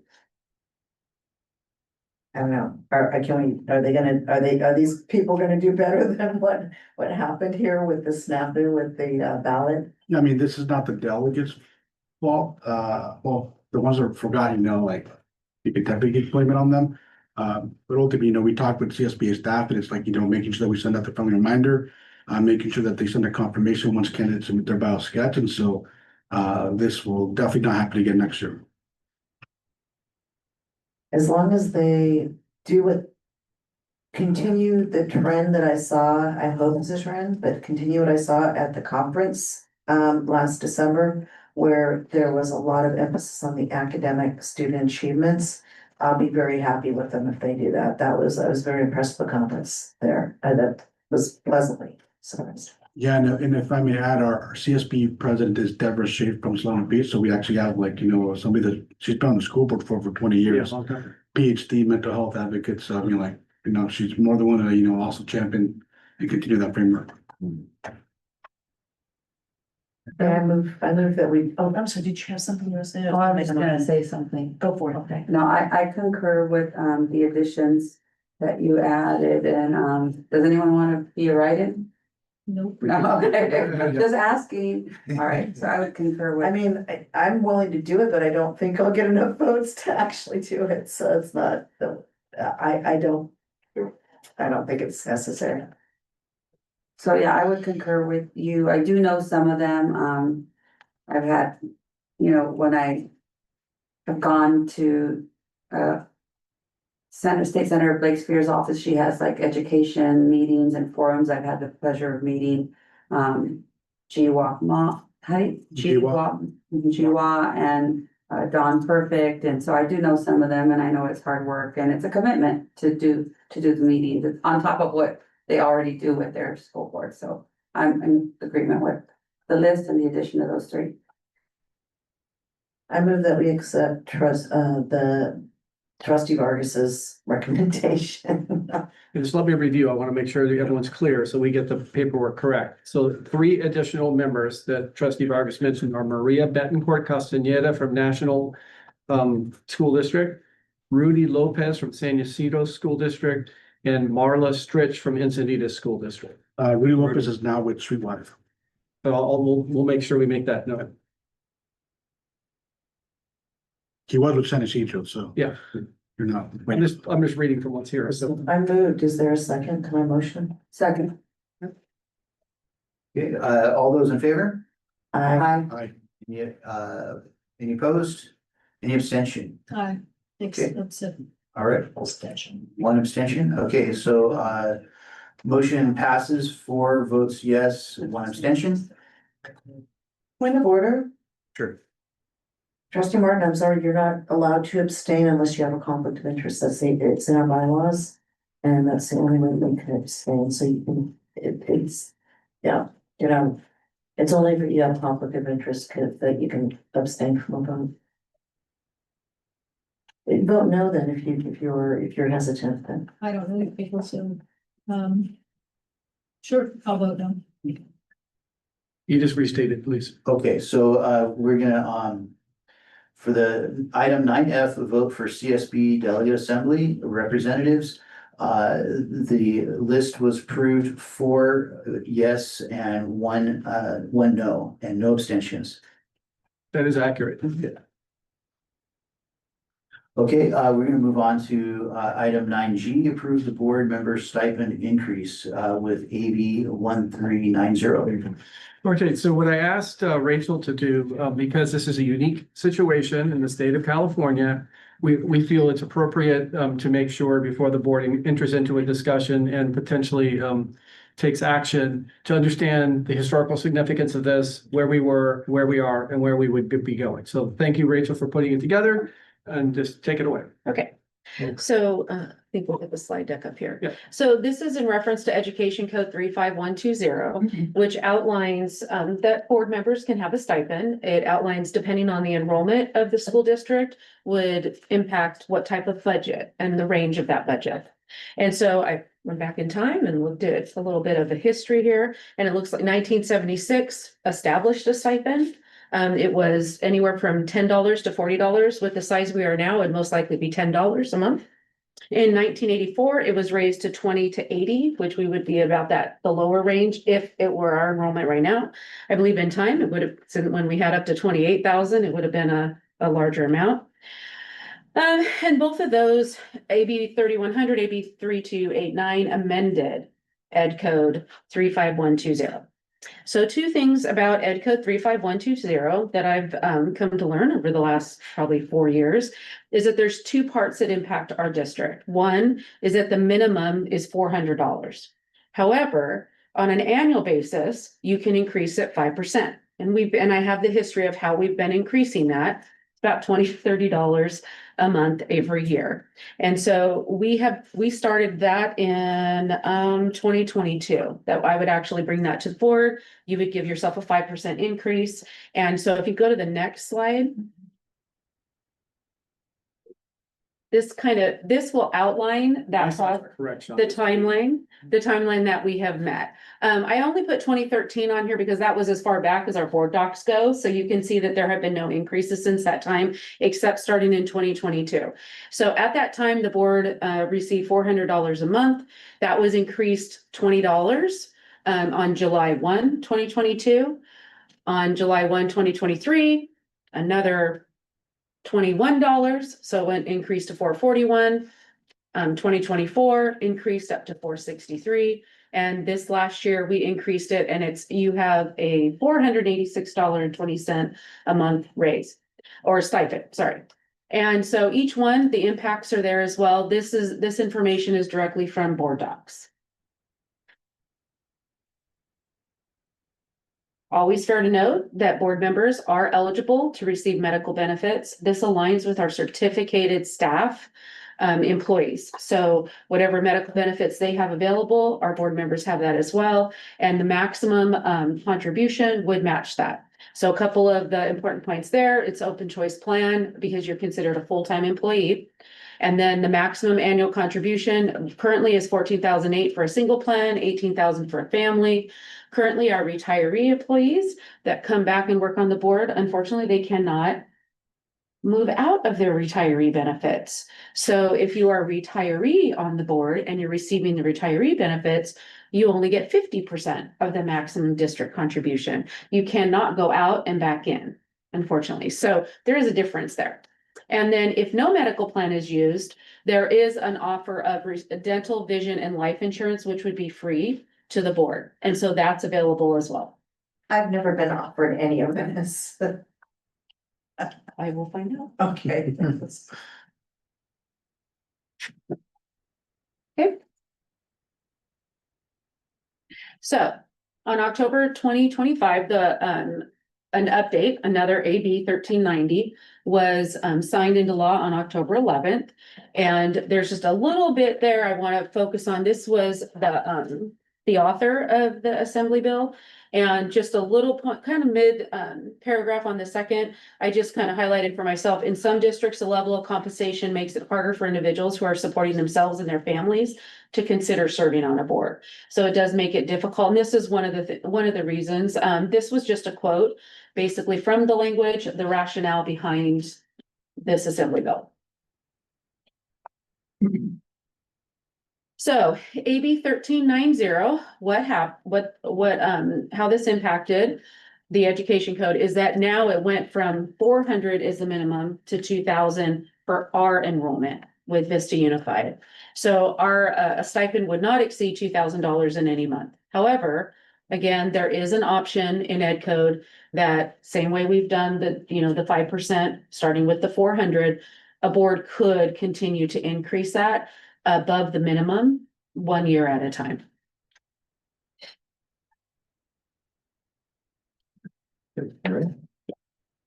So what would the fiscal impact of that be if the board did approve an increase in the stipend? It would be the current annual fiscal impact of 486. Monthly stipend right now is $29,172 for all 5 board members. So the current cost of the district is $30,000. The stipend of the 486 would increase to $2,000, which would be $24,000 annually per board member. And then the annual fiscal impact, because we do already pay the $30,000, the increase would be about well, the total cost would be an additional $90,000 for all 5 board members. And any board member can opt out of the increase if it's approved for the increase.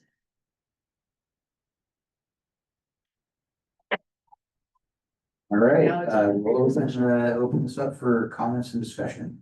I have a question. One of the things it says on, something about attendance, so how does it work? Sure. If, because like we've been having board meetings once a week, but we only have one like Yes. regular board meeting, so if we miss one of these workshops or. I believe it's similar. So, yeah, a few things. So the stipend is not based on the number of meetings you have. It is a stipend, so it's not tied to the number of meetings have. So feel free to have a meeting every day. You don't get any more.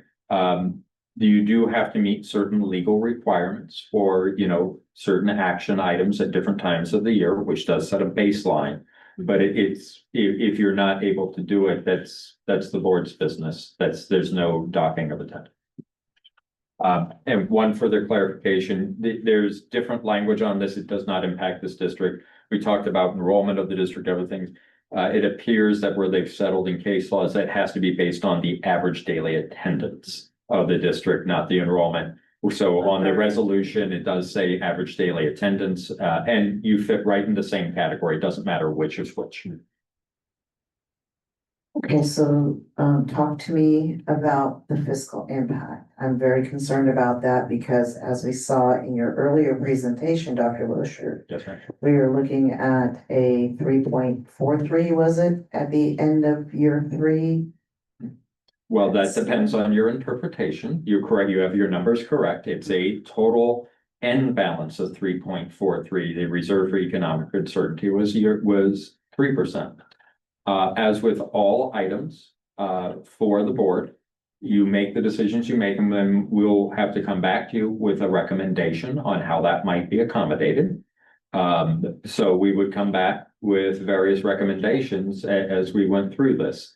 It may change the end balance from 3.43 to 3.4, probably 3, because of the rounding errors, maybe 3.42. But it's not going to drop you below on your factor for economic uncertainty because it would come out of the other part. For the rest of it, I can't speak to it until we really get into looking at the total economic impact. Okay, and I have one more question. If we don't approve this tonight, can we bring this back at a later date if it's the board? So in other words, do we have to approve it this year? Or it goes away? Is there anything like that? It was There's signed no into number. law in October, and There's- so many districts have been bringing that to the board at different times. Okay, but if we wanted to put this off until a later date, we could do that. So to be clear, we've asked for guidance on this from the county many times. And it is so new, there's no existing case law. So to the best of our knowledge, the answer is yes, you can bring it back at any time because we don't know of any case law around it. But after it had been in effect for the months it has, it's prudent to bring it forward so the board can make the decision on what you want to do, whether that be to approve, not approve, postpone to a certain time. That's your discussion. Yeah, another way to say it is, in the legislation itself, there is no mention of timeline. None. So we could adopt this at any time. He mentioned, Conceivably. yeah, because there's no mention of timeline. Theoretically, it could go to the lawyers, it could be case law on it, but at this point, there's no timeline identified in the legislation there. Well, just. There's. Yes, go ahead, Martin. Well, I did some calculations since I've been on the board in 2017, 2018, and I've attended approximately between 193 meetings to 208. This district meets a lot and it has a very involved board in many ways and many facets. I personally don't take benefits. So I think a stipend is an appropriate compensation for the amount of work and hours and prep that goes into this job. You want to open up doors for other people who think that they might be able to run for an office like this, and a supplement like that might create a more economically diverse boards across the county. So yeah, and I would argue that the work of school board is harder than the city council in terms of we're the biggest employer, we have people's children, so there's a lot invested in children and parents. Yeah, I've gotten a lot of gray hair in the past, 8 years. And, so I think all work is honorable and valuable. And so, I never saw this coming, but I think it's a good idea to do this. Yeah, and I checked in with my colleagues around the county. Fallbrook has approved this. Escondido's discussing it tonight. San Diego County Office of Ed has approved this. Ocean has approved this. Grossman has approved this. Sweetwater has approved this. So there are many districts that are moving in this direction. With, if Fallbrook that has 5,000 students and doing, same work, if not less, can get a little bit more stipend, then, we should be competitive with them. We talk about that with our staff. And so, for us, it should be the same. At the same time, even if it's approved, we will still be underpaid compared to our city council. Our city council members in the city of Vista get paid about $36,000 dollars per year. They get health benefits and a pension, that's not part of this packet.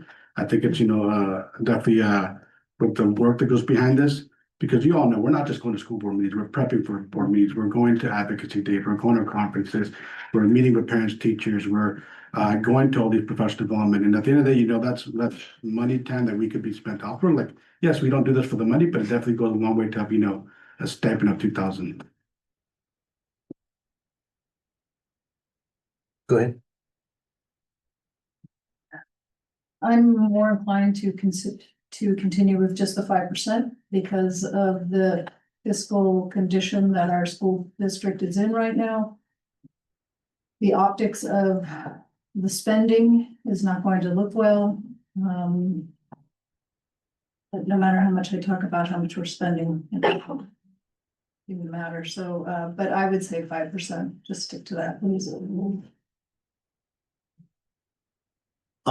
For myself, reading this, the purpose of it, I think that actually kind of speaks to me. And, we talk about the community that we serve here in Vista and how that, you imagine that there would be, someone, truly local that can, step up and serve on the board would be really fantastic and awesome if this could make that difference. So, I'm in favor of it myself. Make a motion to approve. Second. All those in favor? Aye. Any opposed? Nay. Any abstention? Okay, motion passes 3-2. Three yes and 2 no.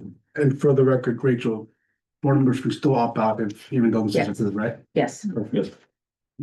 the same way that you can opt out of benefits, and I will get you the information. Okay, we're gonna move on to item 9H. Mike. Yes. you're great. Oh, yes, absolutely. We'll take let's take a 10-minute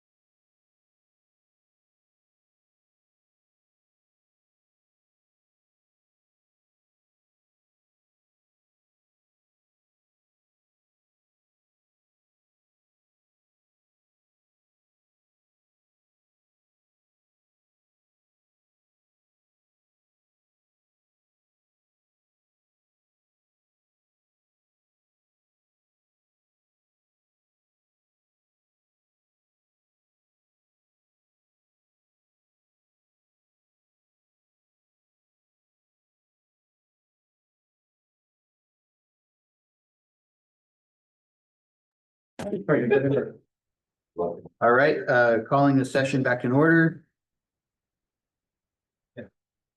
We're moving on to item 9H. Approve amendment to superintendent employee contract. Prior to taking final action on an employment agreement, the Brown Act requires the governing board to orally report a summary of recommendations for the salaries, salary schedules, or compensation paid in the form of fringe benefits for local agency executives.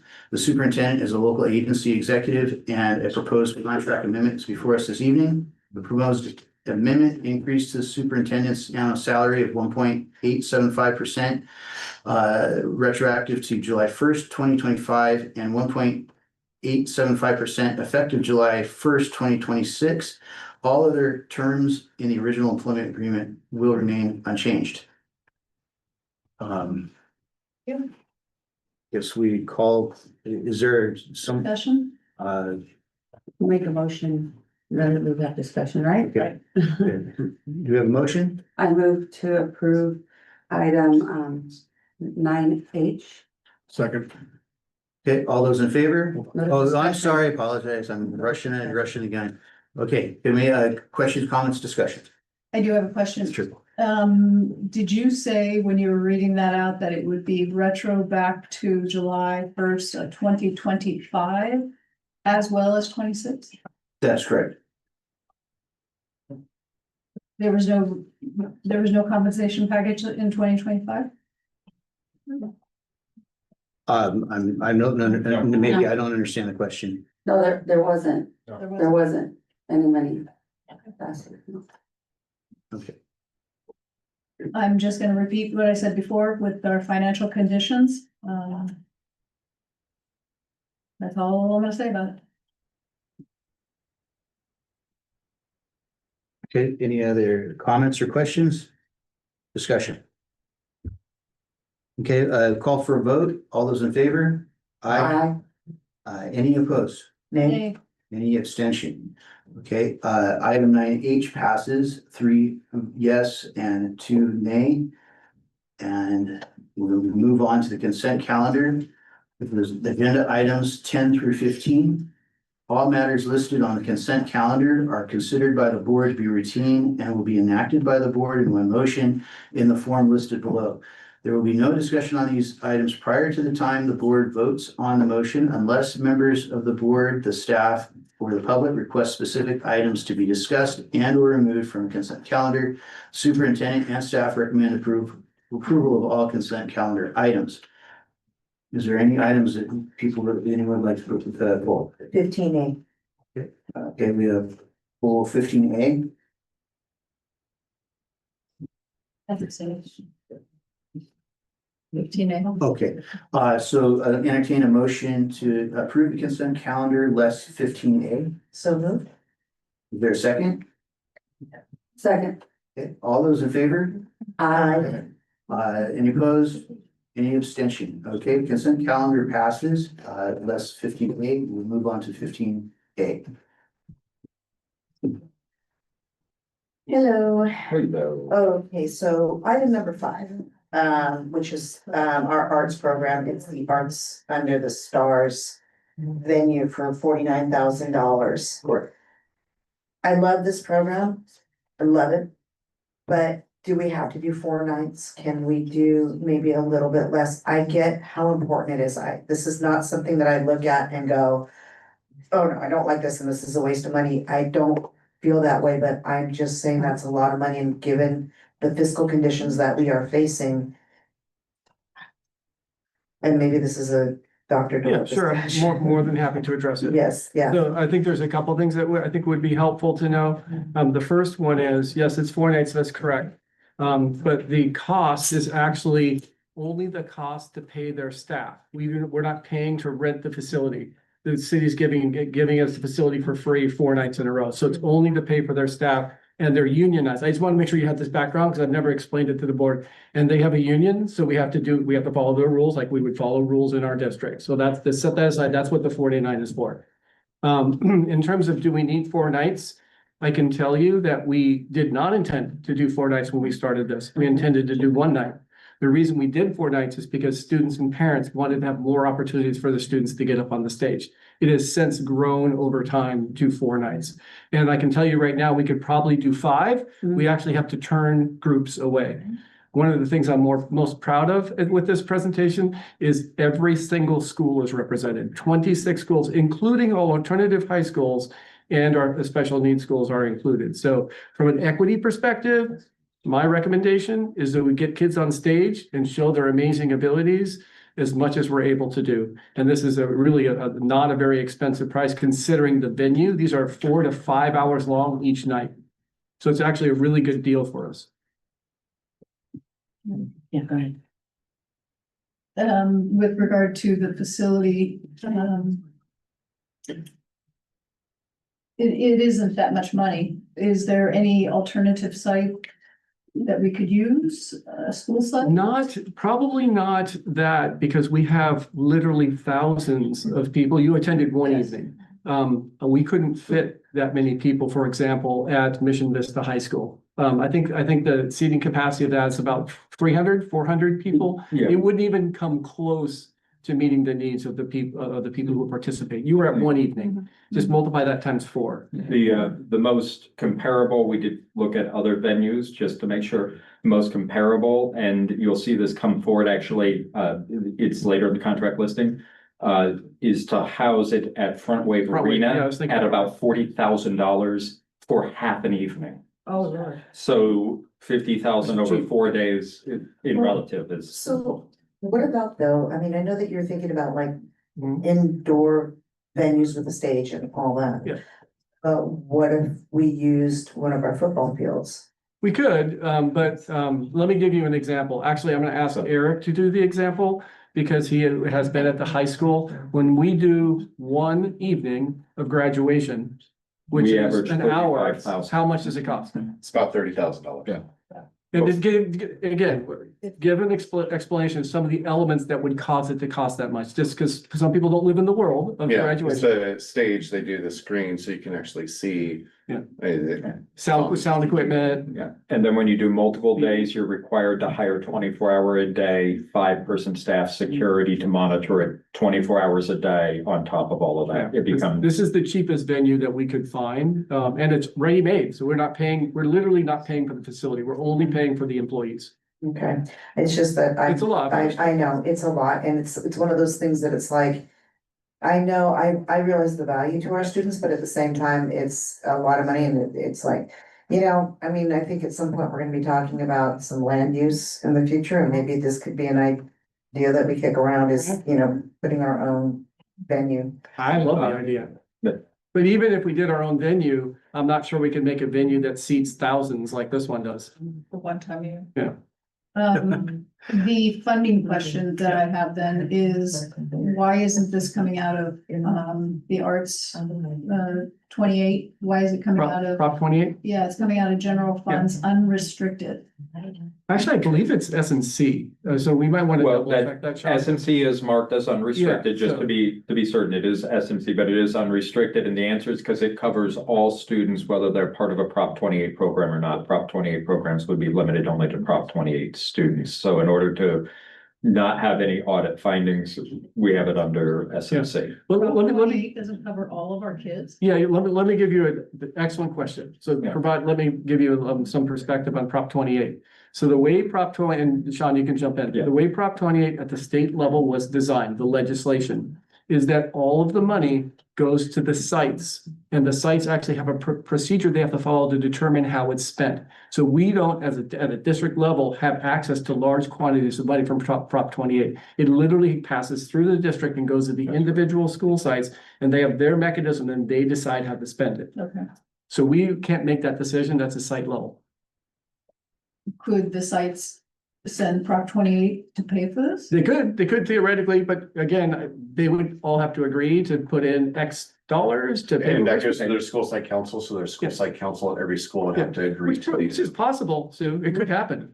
I think that would only work if they weren't using all their Prop 28 funds. Yeah. I mean, that would be the only way that I Yeah. would say that. Yeah, from an audit finding, I could not recommend it in terms of audible accounts on something that's so specific. And then it would become limited. No student that was not 100% part of a Prop 28 program could do it. So if a kid was in ELOP, not in Prop 28, they're now excluded. Okay. And the idea is inclusion is as many students as possible. So Yeah. this does provide the broadest space. And just a quick other clarification, because this is gonna come up during blueprint about Prop 28, is we are allowed to take 1% off the top for district expenses. We're not currently doing that. That's gonna be about $33,000 because we're gonna suggest that next year to help support things. Again, I just want to make a comment. I know these are important things and that showcase is very important to parents and to the kids especially. And, you know, I loved it. We were all there. But at some point we have to start looking at, Right. can we cut back on? Dr. Shigela, that 1%, that's gonna come to about 33,000. Has that already been allocated or spoken for? No, it's 100% going to the sites right now. We're gonna recommend that, and this will be the blueprint, will be an open discussion, but we have ideas about ways to support the arts. Okay, It's so for that- outlying years. But I'm just saying that could go a long way toward mitigating this. Yeah, but that would be in future years. It wasn't done for this year. Understood, Got it. understood. But I'm just thinking that like for future years also, I'm looking at this because we want to sustain this program. And I'm not so sure, I don't know if this is a sustainable amount or not, so, you know, if there's ways that we could. We would still run into the same issue that Dr. Loescher just explained, that it would only be the Prop 28 kids if we were using the Prop 28 money with that. There is a possibility as we go into the May revise, and I anticipate, I could be wrong, that there will be some one-time funding available to school sites. So there's a possibility that we can kind of tag some of that funding for this so that we're not using S&C unrestricted. So there's a possibility that we can talk that through and the board will have a chance in the coming weeks and months to have that conversation. Well, so I hear you on it. So I'm saying that like, okay, we're looking at $49,363. If we're talking about 33,000 and we take half that 33,000 to put it towards that is going to cover those Prop 28 students as well. So I think that it It'd be could. multi-funded. Yeah, we have I to know. figure out. Am I creating a headache for Dr. Loescher? Braided Well, funding, yeah. is that what's called braided, right? So it's a really interesting conundrum and, you know, I'll add it to my list to talk through in a facilities workshop so we can go into depth. There's a lot of logic and reasoning to braided funding. And there's spaces where we can do it where it's readily accepted, and there's spaces where it becomes extraordinarily difficult, particularly on newer programs before case law is established on it. So I'll add it to our list so we can go into depth at that time. I think the current funding model, I understand what's being said, is the safest way of safeguarding Prop 28 funds. If, for example, we were to fund something like this out of Prop 28 funds, and then we have an audit finding, they take the $49,000 away from us out of Prop 28, then we have to fund it out of S&C, and we now have a net loss of the 49,000 what we spent, plus the income loss of 49,000 for a net deficit of almost 100,000 on the item. So I'll put it on my listing because I think it's a fair enough question, but we should go into a little more depth on it. If I could add one thing on this item, I always look at, how we can get more. And so I think this is a great event that we can get sponsorships.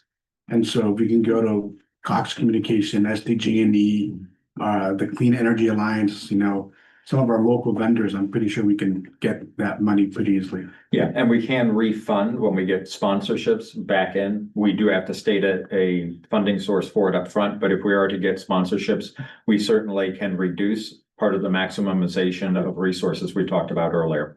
So how does that look to secure sponsorships? Is there a committee? or are there No, we would people just reach there? out and engage, which we can now. I think when we first start, this is only 4 years into the process. It took us 4 years to build this up. Now it's been recognized nationally. That's one of the reasons why we won the award. So I think now we have some leverage to get some sponsors to consider it. So I think there's a strong possibility that we can get some sponsors, yes. Now, I don't know if we're gonna get 49,000, but I think we will get some sponsors that will put their name on it. Now, the board would have to be comfortable with putting names of sponsors on all of the matter that we send out to the community. So sponsored by X business here or there. And I would bring that forward to the board when we get that information. But Sean and I have a lot of experience in that area, and we can actually explore that. Well, anything that can help can help. So, yeah, I mean, so as long as it's not like somebody that eats puppies for breakfast. I think we can- The parameters so noted. Yes, yeah. No puppies. We tend to steer away from alcohol too. So. Okay. Do you need a motion, Mr. President? Actually, I had a question on 15A as well, Okay. but this is item 10. And I think it's, Trustee Martin, did you have another item on here as well, or no? On 15A? No, I'm done. Okay, so my question is on just number 10. Could you explain a little bit how the Vista Chamber, what they do for this? Yep, so this is the Velocity Internship Program. Okay. So this is our high school students in our schools. And they're going out and they're doing paid internships. We're using ELOP funding. We send it to the Chamber of Commerce. The Chamber of Commerce then manages the students as intern employees, takes care of paying them, takes care of all the paperwork, takes care of work permits, everything that needs to be handled for employing minors and paying them. We can't do that. Right. So we're using them as a third party.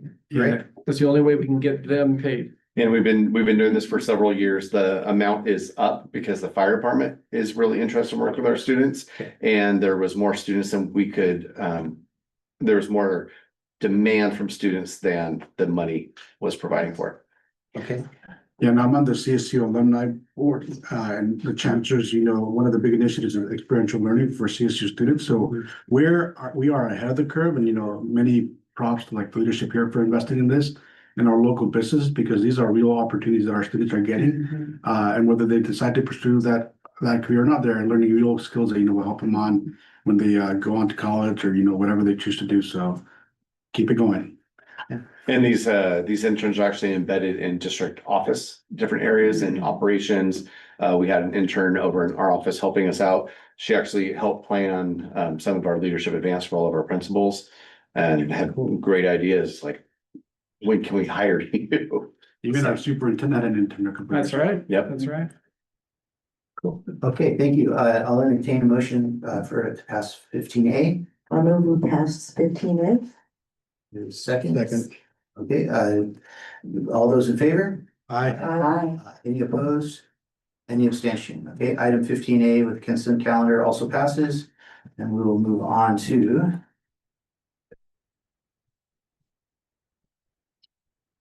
18B. okay. We move on to 18A, facilities, micro workshop. All right, I think I said that wrong. Thank you very much to our Board of Trustees. I am flying solo this evening. Chris Dowler is taking care of some things, and we are wishing her well for a speedy recovery. So just a quick overview of some items here that we do each time. The first is, as is our tradition, the most important slide has font impossibly small. And this lists out all of the budgetary amounts, the updated amounts, all of the project categories, everything else. We continue to be time on track regarding all budgets, and we are making steady progress at Beaubier. With the sale of Series C bonds, we're going to come back to the board and we'll start with our facilities workshop to give you just an overview of what we saw. We saw some rather strong postings, and that will help us to better understand as we close out Beaubier, how much money will be left for Measure LL for board consideration. So we're engaging in that process now. We needed to get down that road because of a few things, including credit ratings. And as you saw with the COP, these Measure C or the Series C bonds are no different. When you qualify for things like prime bonds, you actually qualify for more money than what you sold because you're such a secure investment. So we'll look at all of those items, share with you the findings. And then we also will be coming to this sort of predicted closing cycle of Beaubier in the upcoming months. And as we start to predict that cycle, we get to account for something that we have not been able to account for, which is we don't just take the money and put it in an account that's a checking account. We put it in an account that earns interest. right? So we're good stewards of the money as permitted by law. So we'll start to be able to tell you what the interest amount is that we gained on the amount of money. And as you might imagine, when you stick $50 million in the bank, you earn some interest, right? So we'll be able to report on that and the prime bond findings and the other findings, and then start to, we're in the process of that final accounting on a few other projects where we anticipate seeing some money come back, and we'll start to close in on that Beaubier figure as well. So that will be a more in-depth conversation around facilities and funding. There's a whole separate section of facility workshops that we're engaging in, and that we'll go into depth on. As we sort of look at what's been happening at Beaubier, the big story is rain. And I don't even know how to describe what 20,000 gallons of water looks like, other than to describe it as a cold, miserable mess of several lakes on site. I know Trustee Morocco is out, Superintendent was out, I've been out. 7 inches, over 7 inches. Let me give a comparison. Locally, we typically don't historically, get more than 4 inches all year. So 7 inches in the course of a few days is incredible. It's a lot. So that's sort of like what we're talking about now. But here's the bigger picture. We do look out, we do have seasonal forecasts and other things. These are all days that were planned into the schedule. So we are not off schedule for this project. We still remain on schedule with everything that's going on. If you have not been by recently, please contact the superintendent's office and Chris for a time for a tour. If that is something that you would like to get out there and do, things are changing rapidly. These photos, like previous photos, these photos are no longer valid. This is last week. It doesn't look like this anymore. But here you're seeing staircases, colors on walls. You're seeing the facades going in. The inside is something that we've talked about a great deal. Things are really developing as we go through. Here's a couple of previews.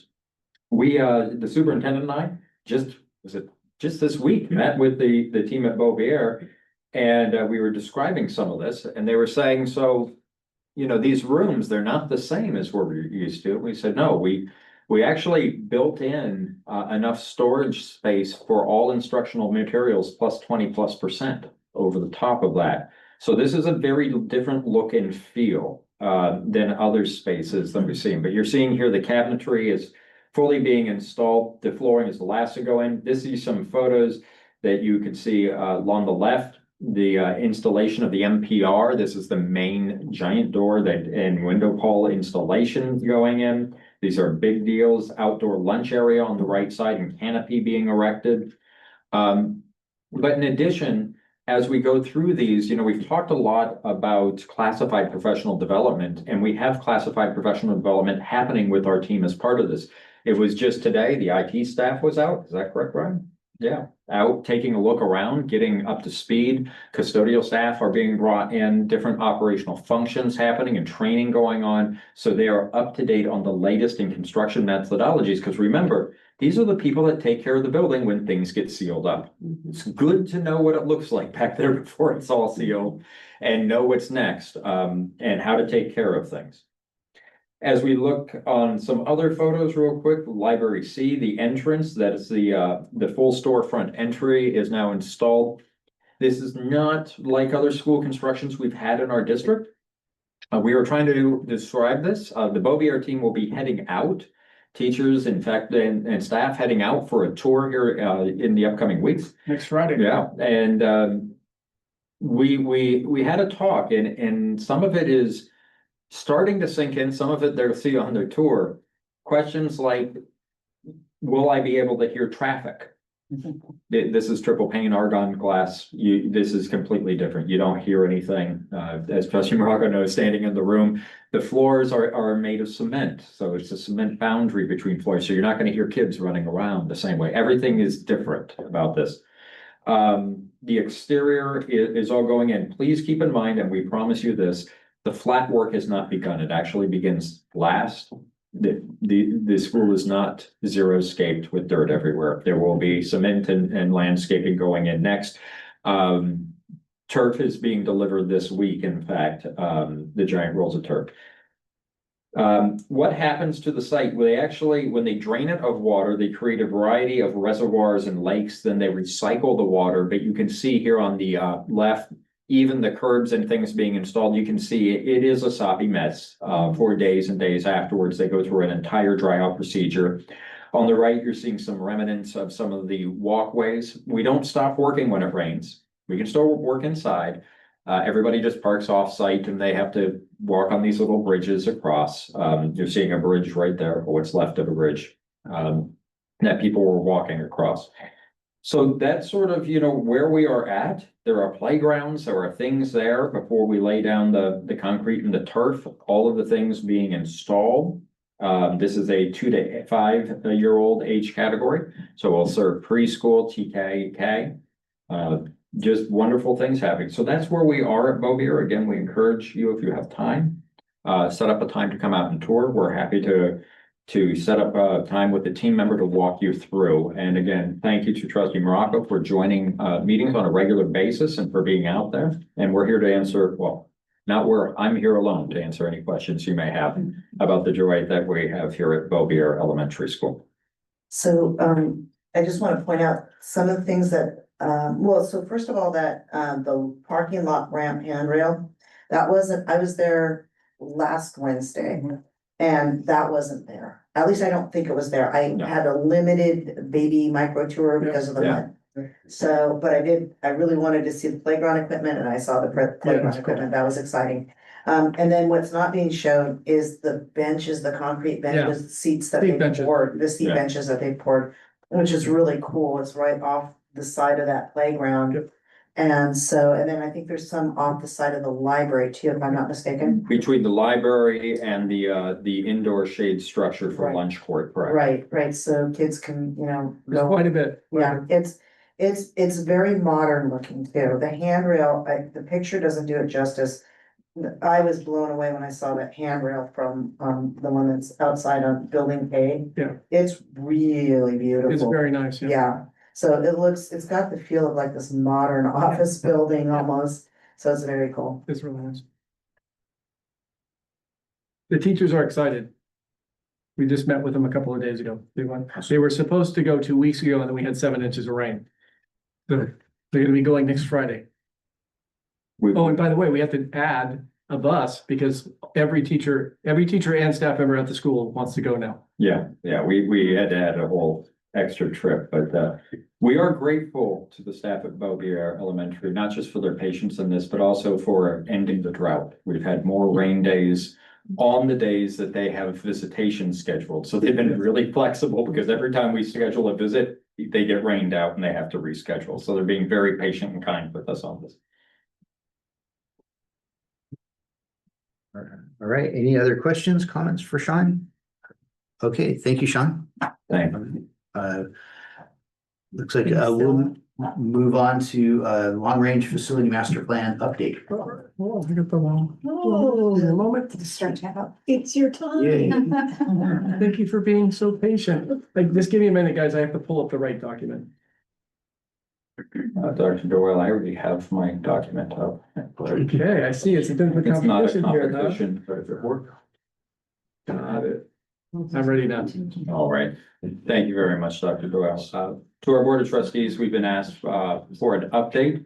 Long-range facility master plan. You may recall you approved an update to a long-range facility master plan with particular attributes. You were given options. You chose selection of those attributes. We did say this would be about a year-long process. It takes a while to get through that. The final, my estimation would be to you by June. It's looking like we're on track for that. I'm going to step away. I want to thank Ms. Kristen Rose from Renal Clark Architects. She's going to present to you.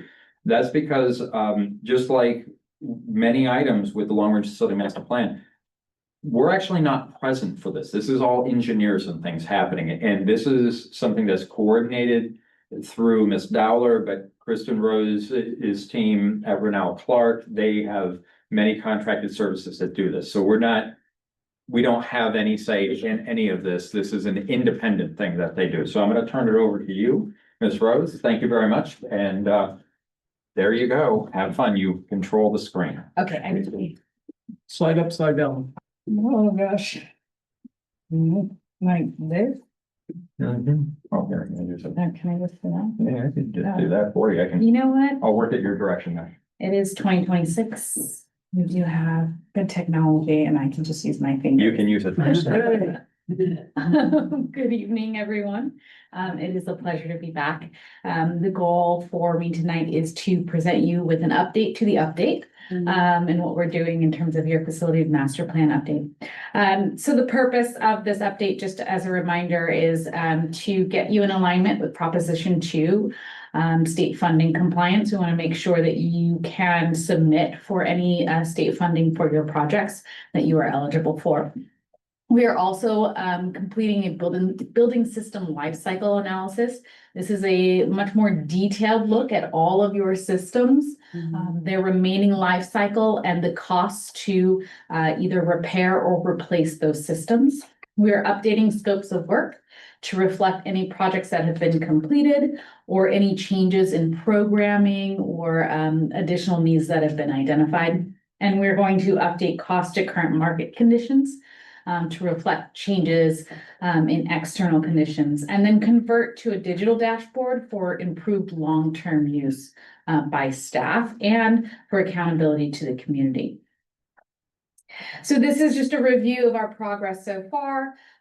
We started in earnest in December in terms of teams kind of boots on the ground and the site walks.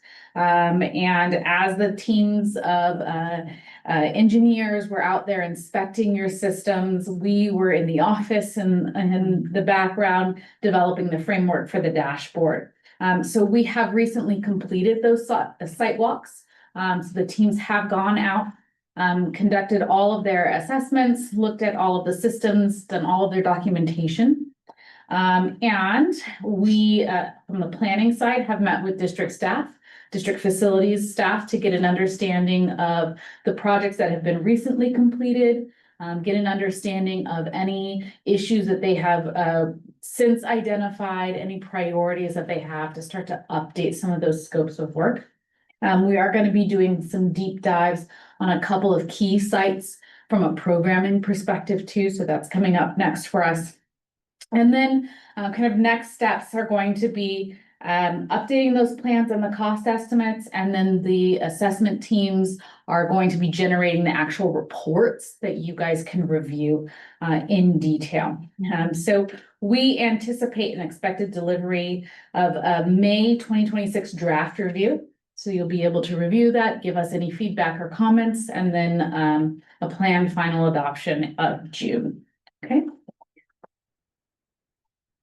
Just some quick stats, because I think it's helpful to understand the scale of what the assessment teams are doing. They've been out to 40 sites. They've walked through 440 buildings. That's over 2 million square feet of space. They've identified 193 system categories and identified 12,257 system elements or line items and life cycle analysis. So when we look at your data and all of the information that we're getting from these teams, it is quite a bit. And so that comprehensive nature really helps to lift the fog of uncertainty when it comes to your facilities. Just to give you an understanding of some of the documentation and some of the conditions that we're seeing out at sites, we know within the context of the funding landscape for facilities that it's difficult for districts to keep up with the capital improvements. And so, you know, what we're seeing is in some cases, facilities that need quite a bit of repair and improvement. And so your community's ability to support this is going to be really important in the long run. This is a sample of some of the types of reports you can expect in the final, you know, facility condition assessment. The assessments will include key findings as it relates to all of those system elements, right? It's going to give you an understanding of what the element is, what the priority score is, what the estimate for repair or replacement is, unit format code, all of those different things. So it's a lot of detailed information when it comes to everything that they are assessing. It's also going to give us a systems lifecycle replacement cost and timeline. So this is actually a roll-up.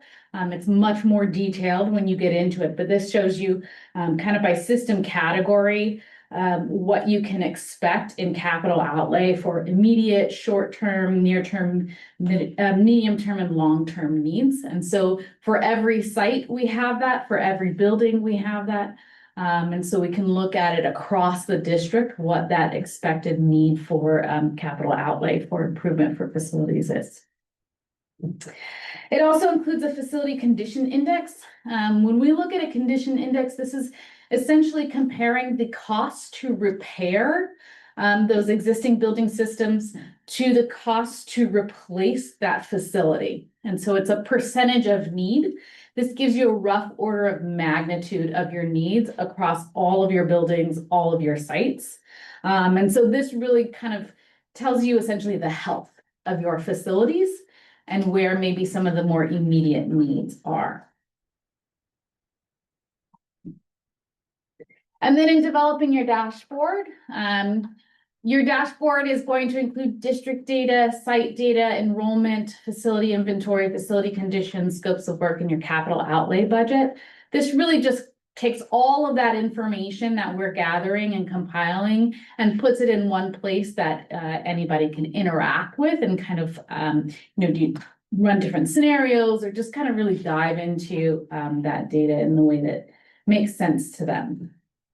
And so the next steps for us, like I said, is the life cycle analysis and those FCA reports. We have all of the data, and now we're just compiling it into that report for communication purposes. That scope of work and budget update. We have that input from your facilities team. We're going to reflect that in your scopes of work and in the site plans, and then the development of the digital dashboard. Thank you. Thank you very kindly. We're both here for any questions you may have about applicable next steps. As become our tradition, in the appendix, you do have additional photos. If you're looking for them, we can provide higher resolution photos. I know they can be hard to read, but I think that, the common thing we're seeing here, and I want to be, upfront about this. This is not neglect of staff. We have people doing good things. These are just aging facilities, and they don't get better with time, right? And you're seeing anything from geotechnical events, cracks in the ground is what I'm seeing, to life cycle events of deferred maintenance, things like over here, you're seeing stucco falling off of walls and other things. Those are things that you have to plan for over time. So there's a whole listing of a few pages of things. We're still trying to figure out the mystery of the figure on this one, but I think it's in a classroom, it's a sculpture. yeah, we think so, but we've speculated. We don't put pictures with these. Some of these things are areas that are simply blocked off at this juncture. We just don't use them. So I don't want everybody to think that these are areas in regular use. I know the superintendent and I both shared photos and said, well, here's some examples. Well, we just don't use those restrooms anymore. They're just not functional. Yes, that's correct. We put bags over them so nobody accidentally uses those because they're no longer functional. So all of these photos are just previews. And again, as what Ms. Rose was speaking about, it is a daunting task. It takes a long time to mobilize, get going, 440 buildings, over 2 million square feet of space just that they're investigating. We'll talk more about this next week. It's a big deal. So thank you so kindly. Would you mind I have a quick question on, this is on page 8, the sample report. I want to make sure I was kind of so in the future that I understand what I'm looking at here. Yeah. So if you have just say the top line, building A, and then there's a replacement value, that's on one column. And then as we kind of go across, there's a rising percentage. Yes, so that is, what you're not seeing, for example, is the total cost of repairs. Okay. As a total value.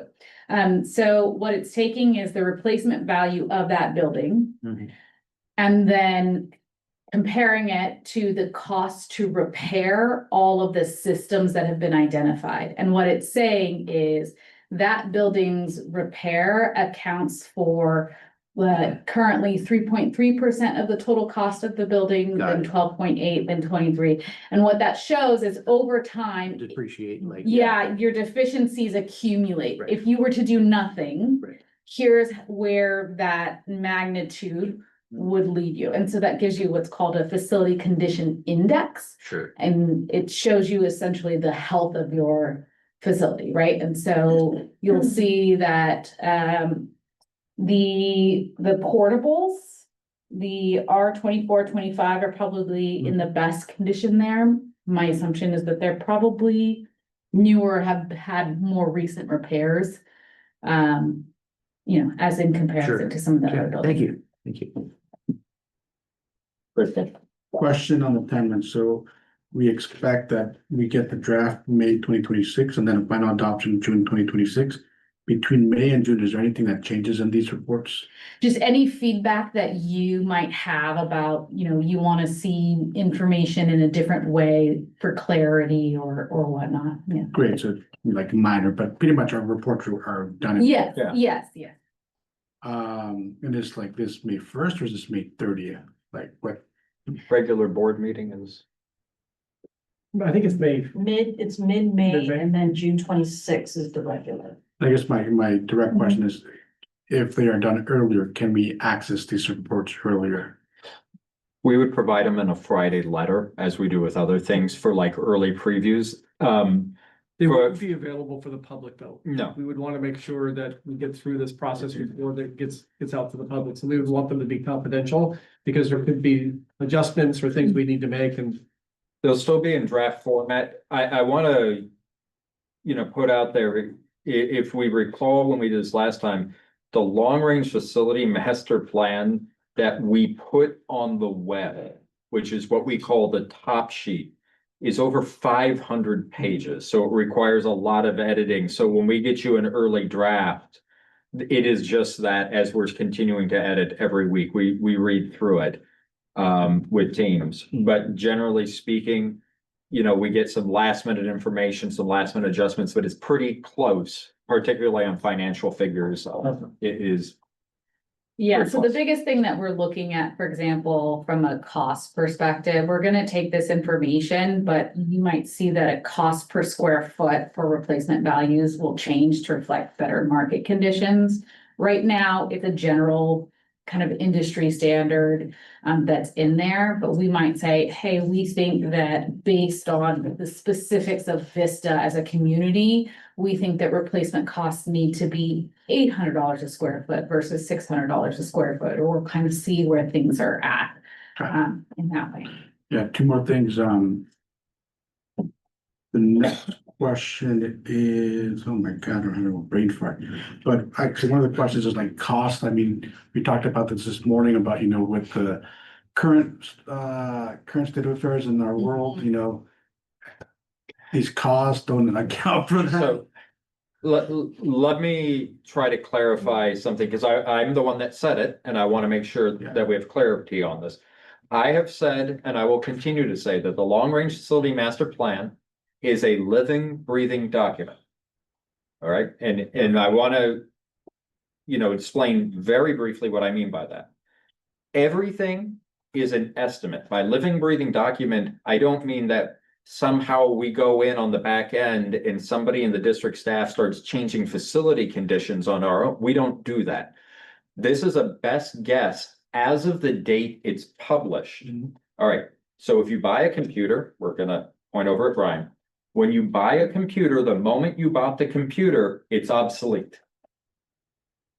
As silly as that sounds, you buy the best computer in the world, the moment you buy it's obsolete. The long-range facility master plan is the best estimate on the day you approve it. The estimate is no longer valid 3 weeks later. It's gone up. How much? We can't tell you till we get in there. What we can tell you is we get in a ballpark, but it does require, and that's what they're doing now, an update about every 3 years, because it's so significantly changed in market conditions that we have to update it every 3 years to get you closer. Got it. Now remember my final question and comment. Is there any San Diego schools that have this data already publicly that we can take a sneak preview and look at their assessment tool? Oh, in terms of the Yeah. content, yeah, so we just recently did one for, oh my God. Escondido Union High School District. And so we can share that with you. There are several others that we can share. If you want to see an actual example of what that report looks like, yeah, absolutely. Up until Proposition 2, this was not a requirement. We actually were ahead of the curve by many years. So yeah, you're going to start to see more of these pop up because it is now a requirement to have this. Anything else? Yeah. Some of these pictures I'm looking at are is that the old Vita site that I'm looking at? There's several different sites mixed in there. So I pulled it from the data that the team was collecting just as an example of. So some of this is school sites that we've already consolidated and shut down. It could be, yes. I didn't necessarily identify which sites they were. Some I know some are from Alamosa Park. I know some are from Vita, some are from several other sites across the district. It's just a sampling. Looks like Breeze Hill too. I recognize some of these pictures. Yeah, okay, there's no other comments or questions. I appreciate your report. Thank you. I will move on to item 18C, annual board goals review. Right, so as the postman is coming up, I wanted to just send a message to the board members that the postman came into my office earlier this week and thanked me for going last. He's set the record now for being the last presenter for the past 5 board meetings. And he was super excited about it. Excellent. Embracing my role. Bring it a little closer. All right, so now we need to call him Trevor Hoffman. That's right. Poser. He has to get a nice bath after we're done. That was rather nice. That was very funny. But no, he had a good time with the principals about being the closer. So yes, Yeah. he's a baseball fan. Absolutely. Rusty Morocco, just so you know. He's a Yes, Trevor Hoffman fan. I have the jersey. Yeah. Okay. I've Excellent. met her twice. Oh, very cool. Very cool. Okay. All right. I'm gonna do my part here. I've got the slides and I am ready to roll. All right. Good evening, members of the boards of trustees, Superintendent Dr. Doyle. I'm here to continue our annual board goals review process.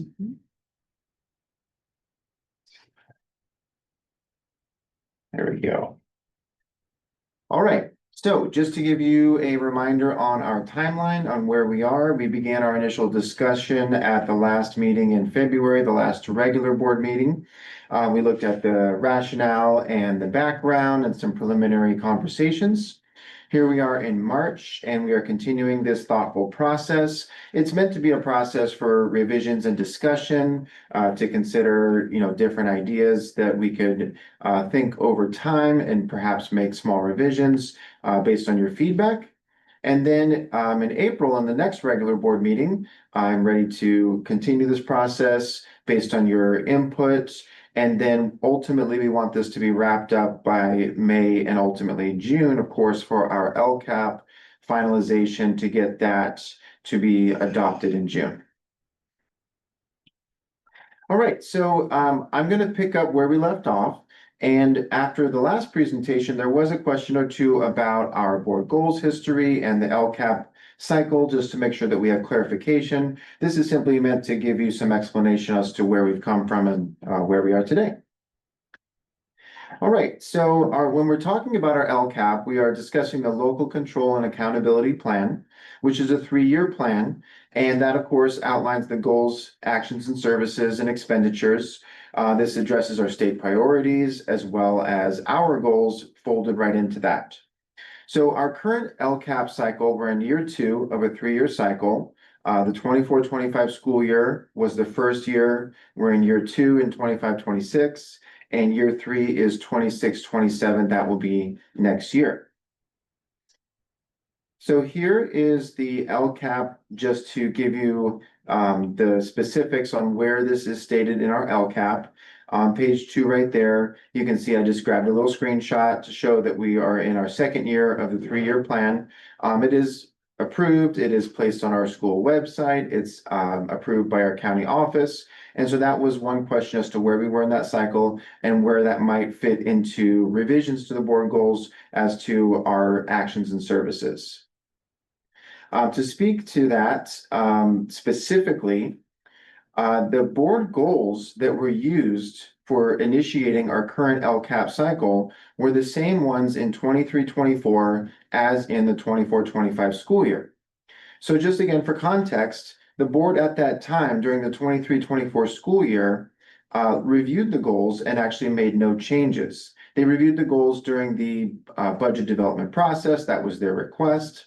No changes were recommended. And so those same goals were used to initiate the 24-25 school year and our current LCAP cycle. And so that is why those goals in those 2 years actually were identical. So one more piece on the LCAP, just to explain that why it's a 3-year cycle. The LCAP cycle is intended to have those actions and services, which are specific strategies, programs, and interventions, and to give them time to unfold, time to train our staff, time to get people aligned, to build our systems, give those multiple years to implement our actions and services, and ultimately show the impact on student outcomes so that we can see that these alignments are having the impact that we intended. And truly, in a large district, we have thousands of people working on these, being trained up and implementing them with students over long periods of time. So that's the intention of the 3-year cycle. So here were the previous goals. They were these 3 goals were used in 2 years consecutively in the 23-24 and 24-25 school year. They were written in a theory of action version, which is really more for an internal educator focused. What if we do this, then we expect that outcome for our students. But they were, of course, aligned to the state priorities, conditions of learning, student engagement, and rigorous learning opportunities. And then last year, we had some feedback, and I think that we have a nicer format, quite honestly, right now, because we made it more friendly and understandable with a nice, clear statement right at the top. And we added our success measures and our targets, our annual targets. While we made those nice updates, I would say that we kept alignment to our framework for the future. We kept alignment to our state priorities. And we kept moving in the same direction. We just really clarified what we wanted to get out of that. So a couple more reminders about the state priorities. We are required to meet these state priorities for these 3 goals from the state, and we've folded them in with our goals, so it's very efficient. We have these 3 goals with 3 state priorities, and so it really makes these this efficiency of our goals to work together with what we have to do for the state anyways. Another layer of alignment is our MTSS structures, multi-tiered systems of support. Our goals do address all 3 categories: academic, behavioral, and social emotional. So it's very nice that we are looking at the whole child. And then this was the newer piece that we added, was the true alignment to the dashboard. And that was the success measures and those targets, where we said, let's use the specific amounts that the dashboard says these are statistically significant amounts of growth, and let's put those right in there, right into our targets. And there's actually 11 targets that are lined up directly with the expectations of the California School Dashboard, which mean that we are truly meeting those goals. When we hit that growth target, we're being identified as having growth on the dashboard and internally for our own purposes. So then what are the outcomes? Of course, we've been tracking this. We've been working on this for multiple years. This is another slide that we've shared a couple of times, something that we're real proud of. These outcomes we've tracked, this was our English, math, science, and graduation rate growth factors from last year. Looking at this, we had growth across the board, not only in the district as a whole, but in these student groups: English learners, long-term English learners, homeless students, and students with disabilities. But not only were those growth factors across the board, we saw that they were 2 times, 3 times, even 4 times as large as the district average. And so we're truly closing the achievement gap here, which is the focus that we all are looking towards to make sure that we're lifting up all of our students.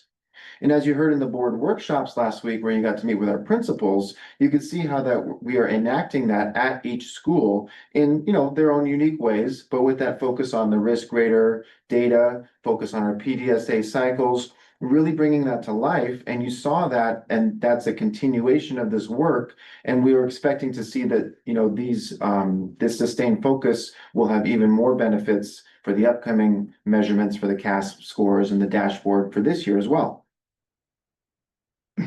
So with that in mind, just to restate the recommendation, we would recommend that the board continue with the 3 current board goals and metrics as written. We are open to feedback and we can make adjustments like we did last year to make specificity, but this would help us maintain what we're doing, which is demonstrated to be working, demonstrated to be sustainable, and help our systems and our staff stay moving in the same direction. So with that said, I will pause for feedback and discussion. I don't like the goals. I don't like the goal. I know that you did the work and you tweaked them and they're better than they were. I still don't think that, I think conditions of learning is just too broad. I think I like SMART goals. I like goals that have a metric to it. So actually, when I look at the changes that we did with regard to the success measures are actually more like goals for me. Those are the goals. I don't know what this is. This is almost the tactic. The goals are almost like a tactic that we have. So I know this is not you. This came before you. So, but I actually like the success measures. If I were, just doing this on my own and able to just wave a magic wand and do it, I would take those success measures and make those the goals. Because they are SMART goals. They increase percentage of students reporting schools as safe or very safe on the California Healthy Kids Survey. The only thing that's missing is a time period. But you put a time period in there, you got a SMART goal. You've got the target of plus 3%. I think. There is a time period because that's annual. Okay. 3% annual. Well, okay, but if it's kept in the wording of the goal, then we have SMART goals. Those all become SMART goals. But in and of themselves, the conditions of learning is just kind of a broad, it's almost like a topic and not necessarily a goal. It's more like an organizational framework, I think. Whereas I do like these success measures. So those, I think we could talk about tweaking those a little bit and maybe, setting the goals. Like we have, the success measures are the target of plus 3%. I don't know, can we do more? Would that be too much to do more than 3%? Could we aim for 5%, or is 3% an attainable, is it an attainable amount? So that would be the discussion I would be looking at, is like looking at these success measures and possibly seeing if we could, I don't know how my colleagues feel about that, but I actually like those, because those to me are goals.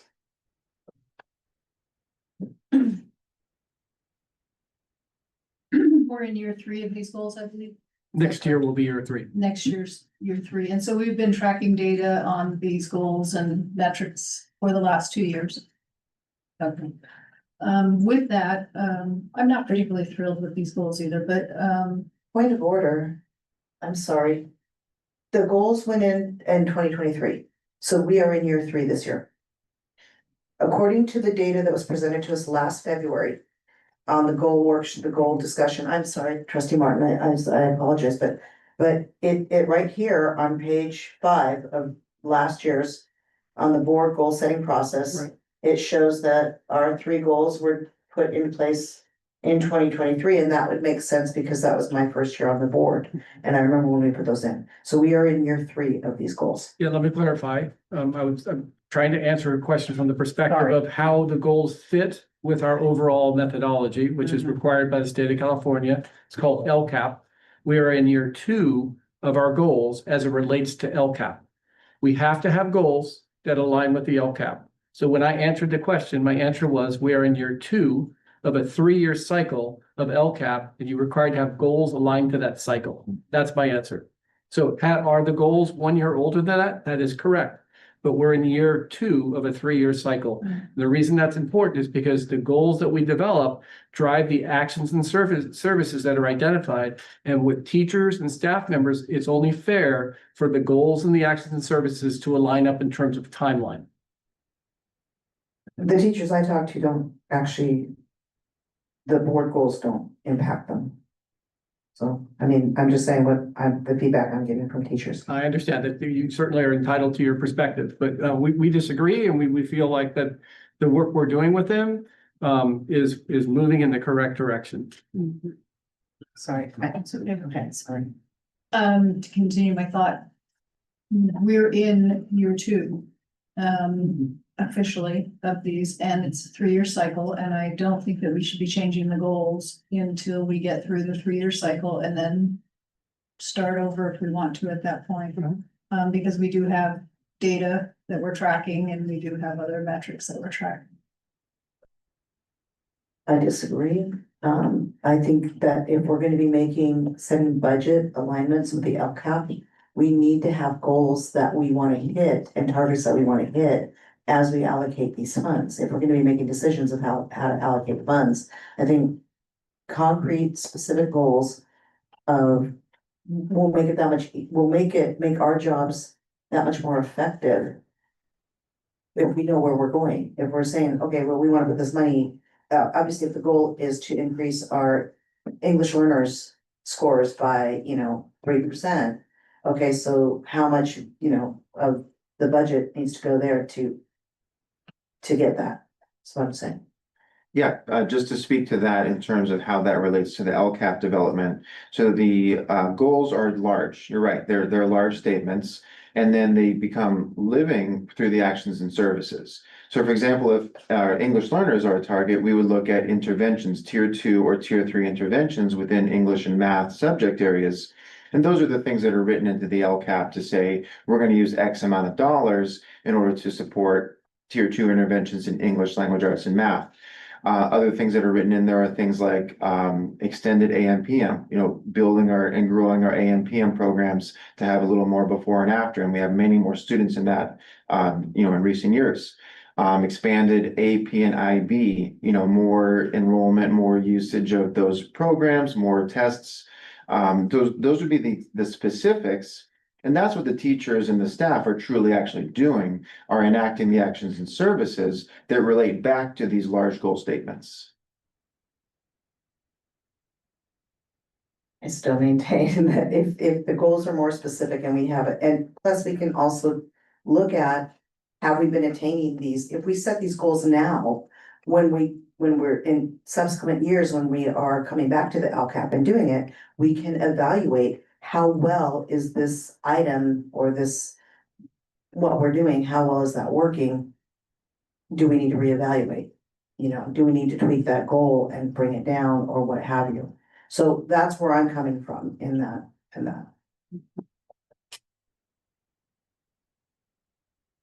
Go ahead. Okay. With regard to the goals, with teachers, they're gonna follow whatever school goals are in their either community schools plan or the school site council has a plan, and that's how they specifically as a site hone in on their goals depending on their needs. So yeah, we're like big picture, and then every school site has that. But I would agree with Trustee Martin that waiting one more year because of all the professional development that has been implemented with our staff across the district, secondary, elementary school. It's important to be consistent in how, the avenue of how we're getting to our destination. And it's the foundation that we've set with the investment in PD the past 2 years. And I would want to continue that. And then after the 3rd year, if the board at that time, wants to change the way the goals are written, instead of having a theory of action into something that sounds more concrete with the SMART goals, then I think it would be the board board's purview at the time, but for consistency, for our principals, for our administrators, for our teachers, and even, you know, our extended learning program that's working on tutoring and after school, I think it's really important to, keep that consistent. So that would be my, opinion, just to keep it for one more year and let the board then decide. So I've been putting up with these goals for 3 years. Every year I want to change them, and every year I'm told, no, next year, next year. Last year, I was told this year. I was told this year that we could change them. And now, no, we can't change them. So next year, it's gonna be the same, more of the same. And it's just these, to me, these are not, maybe I just come from a different background, coming from the business world. These are not, they're just, they're not goals. That. It's kind of almost backwards. It's like what should be a strategy or a tactic seems to be more of the goal. And then what we're listening as the goal is more of a strategy, is more of like a tactic. I don't know how to explain it. It's just, for me, it's a very confusing thing. And I have a hard time, being able to make informed decisions when the goals make absolutely no sense to me, but.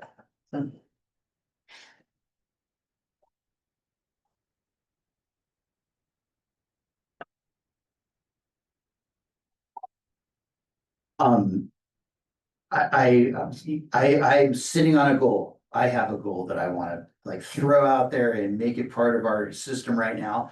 But I also understand that these guys have been doing this for 2 years now, and they got one more year of data to collect, and I'm willing to kind of wait on it, but I'll put it out there now that I want to see every kid reading by the 3rd grade, and I'll just put it out there. I love that. And I know that that's not data we're gonna collect, and it's probably not gonna reach 100%, you know, like, but it's something like, I understand what you're saying, you know, like, I understand like having a goal and you wanna put it out there and make it part of this. It's just, but I, you know, also like the way, and I'm, you know, like the way this is, the goals that we do have. I don't appreciate the if then stuff, but I do appreciate the fact that these are aligned with the state, you know, priorities, and that helps us with our LCFF alignment, the local control funding formula. And, you know, so like that, you know, like I wouldn't want to necessarily ditch those, because that is also part of what we're doing for the state as it is. We can align with those goals. We can align with state standards. And also have concrete goals. So I love your goal. I love that. Increase reading proficiency by 3rd grade for, you know, let's.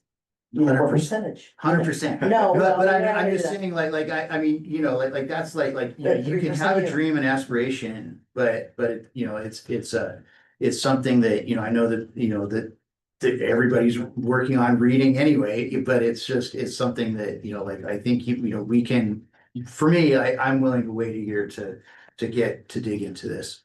Again, I've been waiting 3 years, so it's kind of like, you know, I kind of went along with the goals the first year, and then by the second year, I was like, these don't work for me. I can't evaluate anything. And the board goals are for us board members. So that's where I'm coming from. I get that, you know, but it's these are our goals of what we want to see, the outcomes that we want to see. And I just don't feel like, like I said, I love what do they call it? Where was it? I lost my page. The success measures. That to me those are goals. I mean, you know. So if I can just respond to the theme I'm hearing overall, it looks like we're focusing a lot on the success measures and these targets and making it more specific, you know, to say we want to increase literacy at the 3rd grade level. What I would suggest is perhaps we add another metric. For example, within the student outcomes, if student outcomes is one of the goals, one more metric might be increase specifically 3rd grade literacy by X amount. And obviously each year you want that growth. And of course we want every kid to be successful. We want every kid to read, but you know, that's a process. So that might be something the board could consider, would be to look at an additional metric. Yeah. Well, the other thing is, it's important to note, these are the board's goals. We just gave you a recommendation. You can tell us whatever goals you'd like us to write. We're the ones that are implementing it.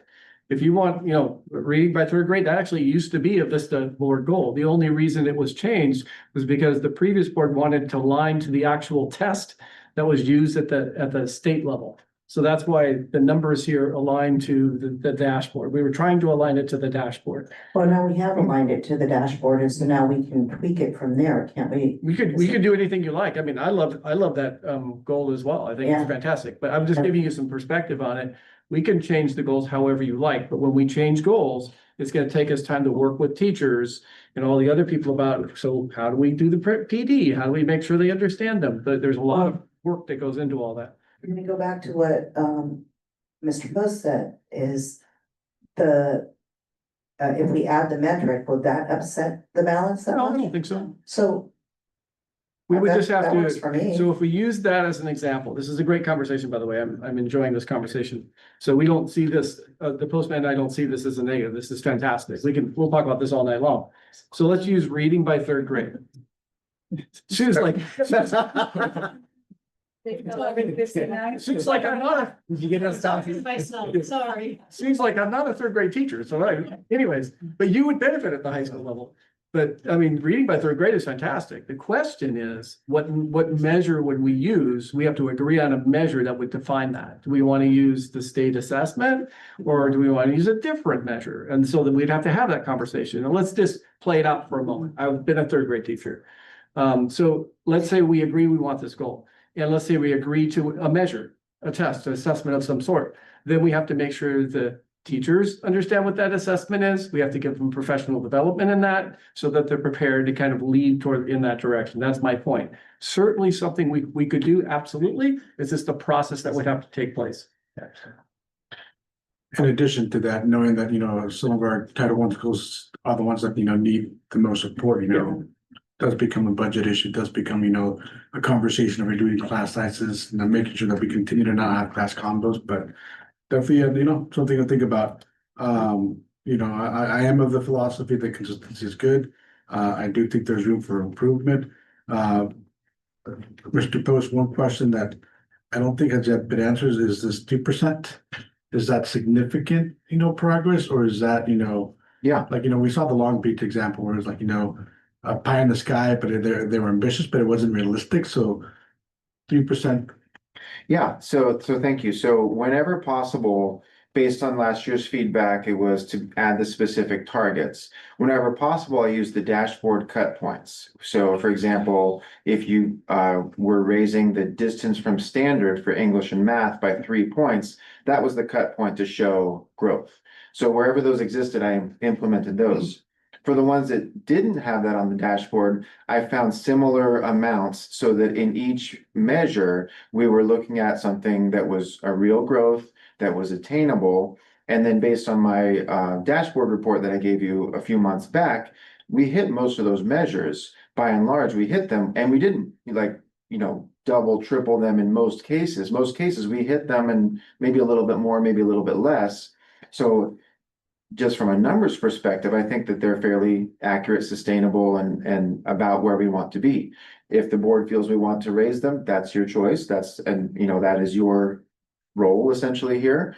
But I'll give recommendations based on my data analysis on what I've seen is that we wrote these and said that this was what we would do for this year. And as of right now, we're pretty much on track and we're pretty much hitting it.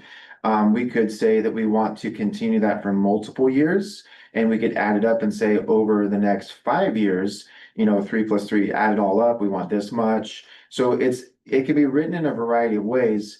I personally think that where we landed on these numbers is fairly accurate based on how much we accomplished this year, but that's just my feedback. So if I say let's change it to 4%.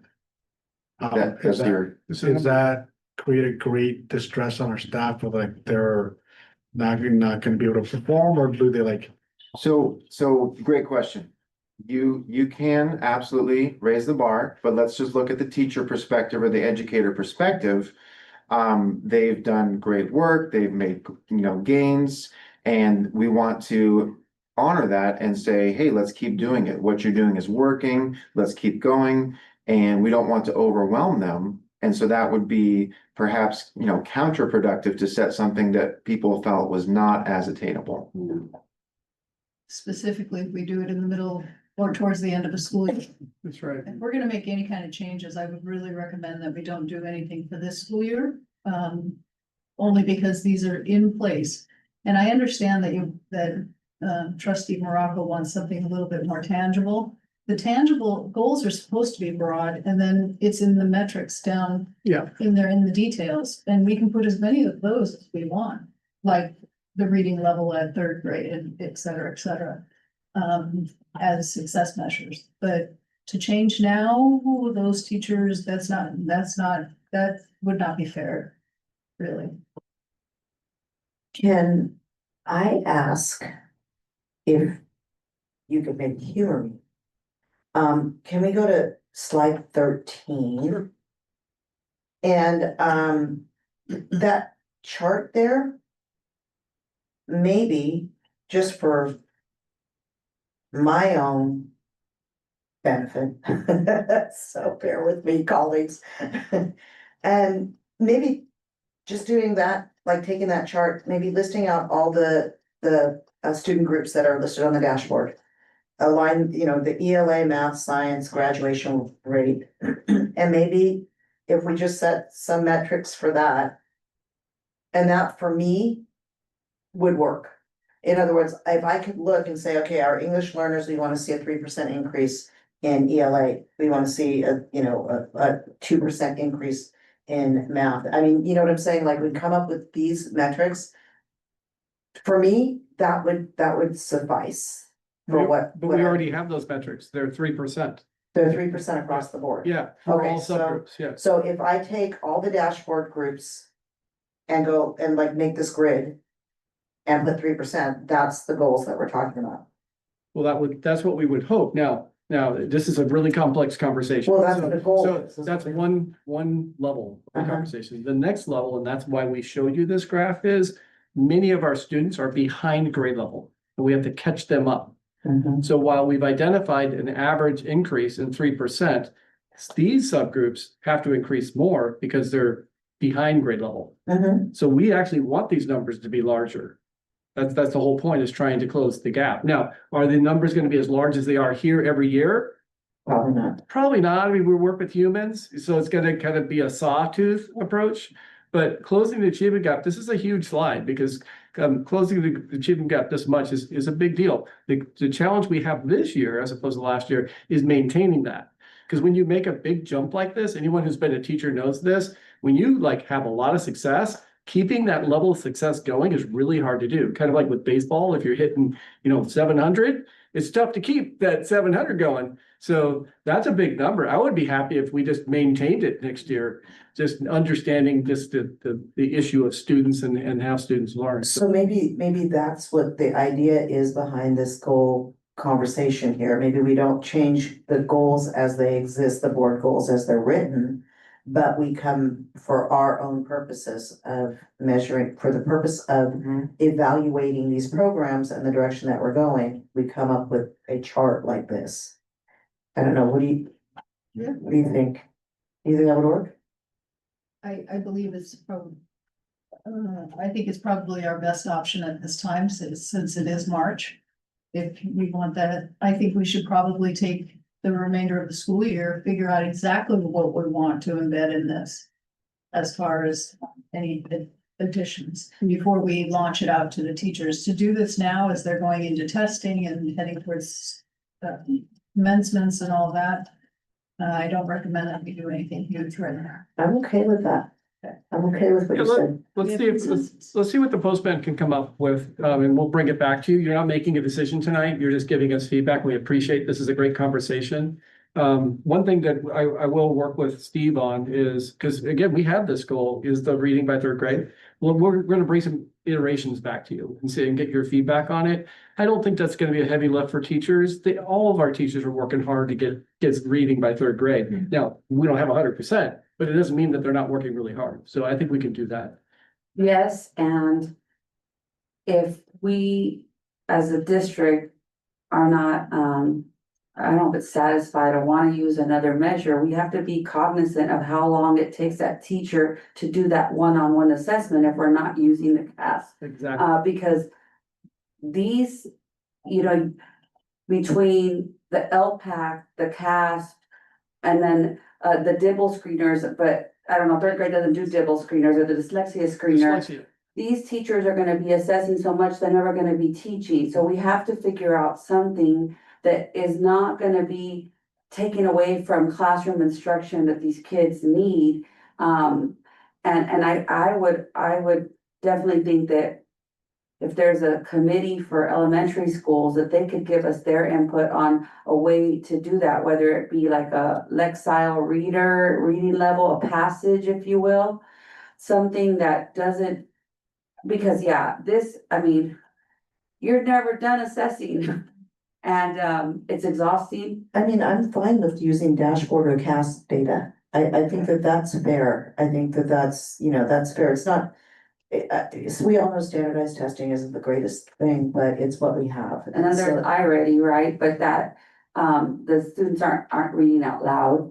Yeah. And the iReady, it's, they have to decode it and then answer it, so we don't know their fluency or their prose and all those fancy reading words. We were, Right?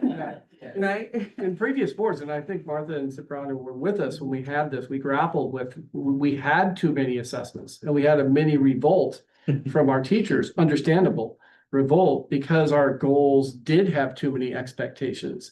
And the reason we're kind of at this place with the goals is over time, boards have had these conversations. We've arrived at this because we've streamlined the impact on teachers for assessing because they wanted to teach. So again, it's not an excuse. It's simply, this took us time to get here. We're here because of conversations like this over time.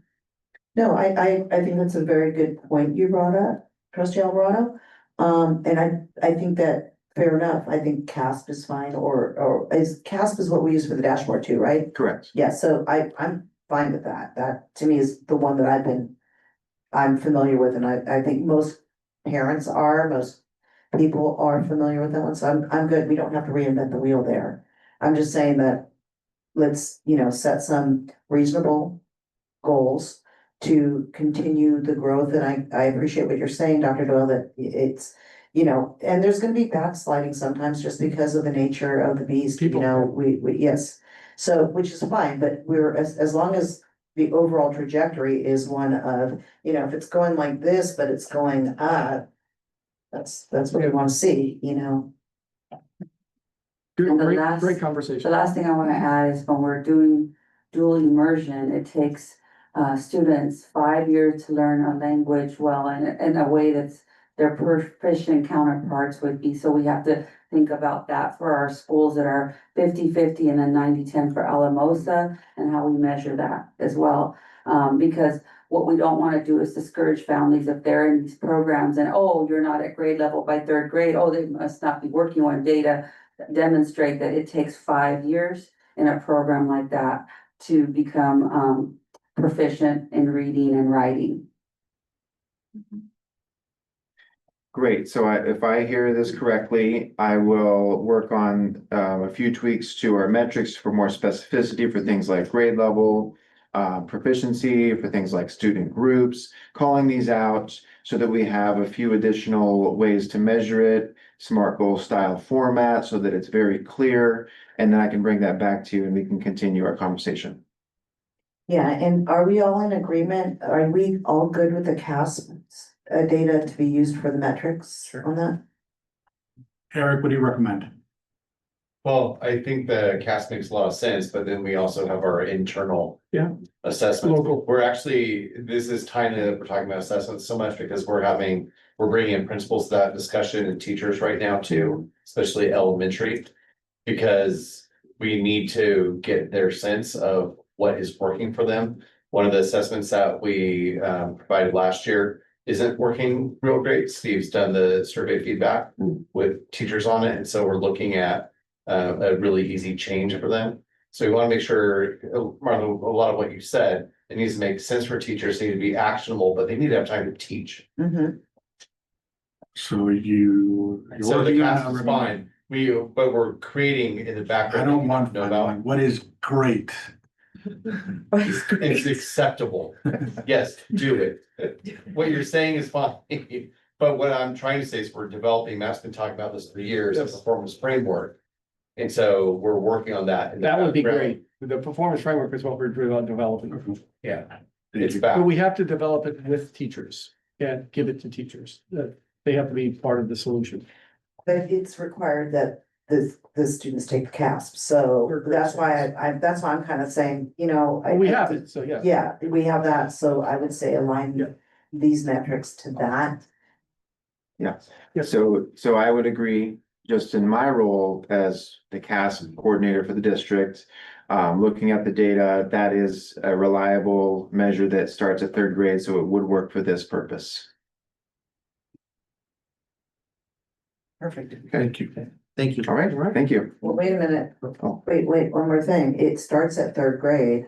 So trustee Markov's goal of wanting our kids to be reading by third grade, can you think of something or maybe suggest something that we could use to evaluate that? Yeah, so similar to what Dr. Shigela was just explaining, we have our local internal assessments. So we can use those existing assessments. Now, the actual platform that we use has changed over the years as it does. You know, we choose for this year, we're using this platform. We're gonna make sure it works. We might switch from one to another, but we're gonna have a standard local assessment that's done in the fall, the winter, the spring, in those lower grades. So that would be the equivalent. Fair enough. That works for me. Okay. Thank you. Right. All right, thank you, Steve. Yep. Okay, we'll move on to item 19A, superintendent comments. I think I'm good. We can move on. All right, 20A, is there any request for future board agenda items or other business? When are we talking about next steps for the old Vita property? It's coming up next week on the 11th. It's on the workshop? Yep. Okay, perfect. Birthday. Hi, Eric. Hey, Sue. You know what I'm gonna ask you about? Oh, yeah. Well, in my head, one of two things. The first thing would be the teacher program audit. Yep, so it is out. Principals have been sharing it in their newsletters. Great. And I think the due date, we asked for May 15th on it for them, May, March. thank you. Oh, That scared me. It still started with an M. We're in budget talks. Okay, so March You know your 15th. alphabet. Yeah, it's when we asked them. I mean, I can be dipsticking it ahead. We kind of know what they're gonna say on a lot of it. Yeah, as long as we can talk about it in our budget discussions and, Well, what I'd like to do is before I bring it to the blueprint, I'd like to give you a summary of it. yeah, that'd be great. Thank you. Okay, any others? We'll move on to, One more thing, Sure. we do need to revisit A through G and graduation versus A through G, compliance. To make sure that the public is very, very aware that those are two different things. I'm hearing from parents and, Do you want like just an update on where we are? yeah, you can just put the two slides Sure. side by side, graduation requirements in the district and then the CSU, UC, entrance. We can have a graphic for you tomorrow. We just had it made this week and Genevieve, Dr. Clark is signing off that it's right. It's doing, if I'm hearing you right, our graduation, what I'm calling it, A through G aligned. Okay, and then the actual UC CSU A through G, Yes, side by side. exactly. We have it. Thank you. But you want it at the board meeting too, so that it's in public record? I do want it in the public because there's some confusion as to No problem. graduation versus being able to get into the UC CSU. So we'll have it for April 23rd. Okay, But they'll probably give it to you sooner, but we'll put We it, can give it to you tomorrow, but we had it made because we were fielding the same concerns. and we'll also put it in the community update. So, but as you're making the agenda, can you make sure you have that slide yeah, we will. with the two side? by Well, we'll side? probably show it to you to Yeah. make sure it's what you think, and then we'll make it. Okay, perfect. All right, we're on the next. okay, item 20B, request for special board meeting date change from June 11th to June 10th. Yes, this is all Eric's fault. I'm sorry. Only children, good dad. Can I have a show of thumbs for consensus? I won't be able to give up, I'll have to give up the Cincinnati Reds game. That's my last day of school. Oh, you the next day. What could be done? Last day of school, you get the board meeting. And what I gotta do the last day of school? Oh, okay. I might roll in here in shorts. The dentist appointment. I mean, Ouch. okay, you know what, You're anything killing for the it, children, baby. anything for the children. That's right. Yeah, Very good. anything. Okay. Yeah, I might pull up some progress. Yep. Sure, so you know. Are we done? We're almost Yeah. okay. nearly So there. it's We're just, nearly there. now, board member, comments, reflections. For sake of time, I'm not going to soon be. I'm just going to say that it's way past 7:30. That's right. Mr. Markov, you Yes. set the Yes. pace and. This wasn't just good. And my bedtime reminder is Going up. going on. My only announcement is, there's still time to register for CSBA Let's Week in 2 weeks. We got a good group of 20 San Diego school members. I believe Dr. Lowe should confirm that he's joining us as well. So if you are available, it's just 2 meetings, one with Catherine Blakespear, one with Lori Davis. So, if you want to join me, let Chris know. These are virtual meetings. I think I signed up. Yep. Okay, I have no comment, except it's past 7:30. Okay, our next regular board meeting is Thursday, April 23rd, but we also have a special board meeting on Wednesday. Rena's birthday Yes. on March 11th. So we'll see you next week. Meeting adjourned at 10:12.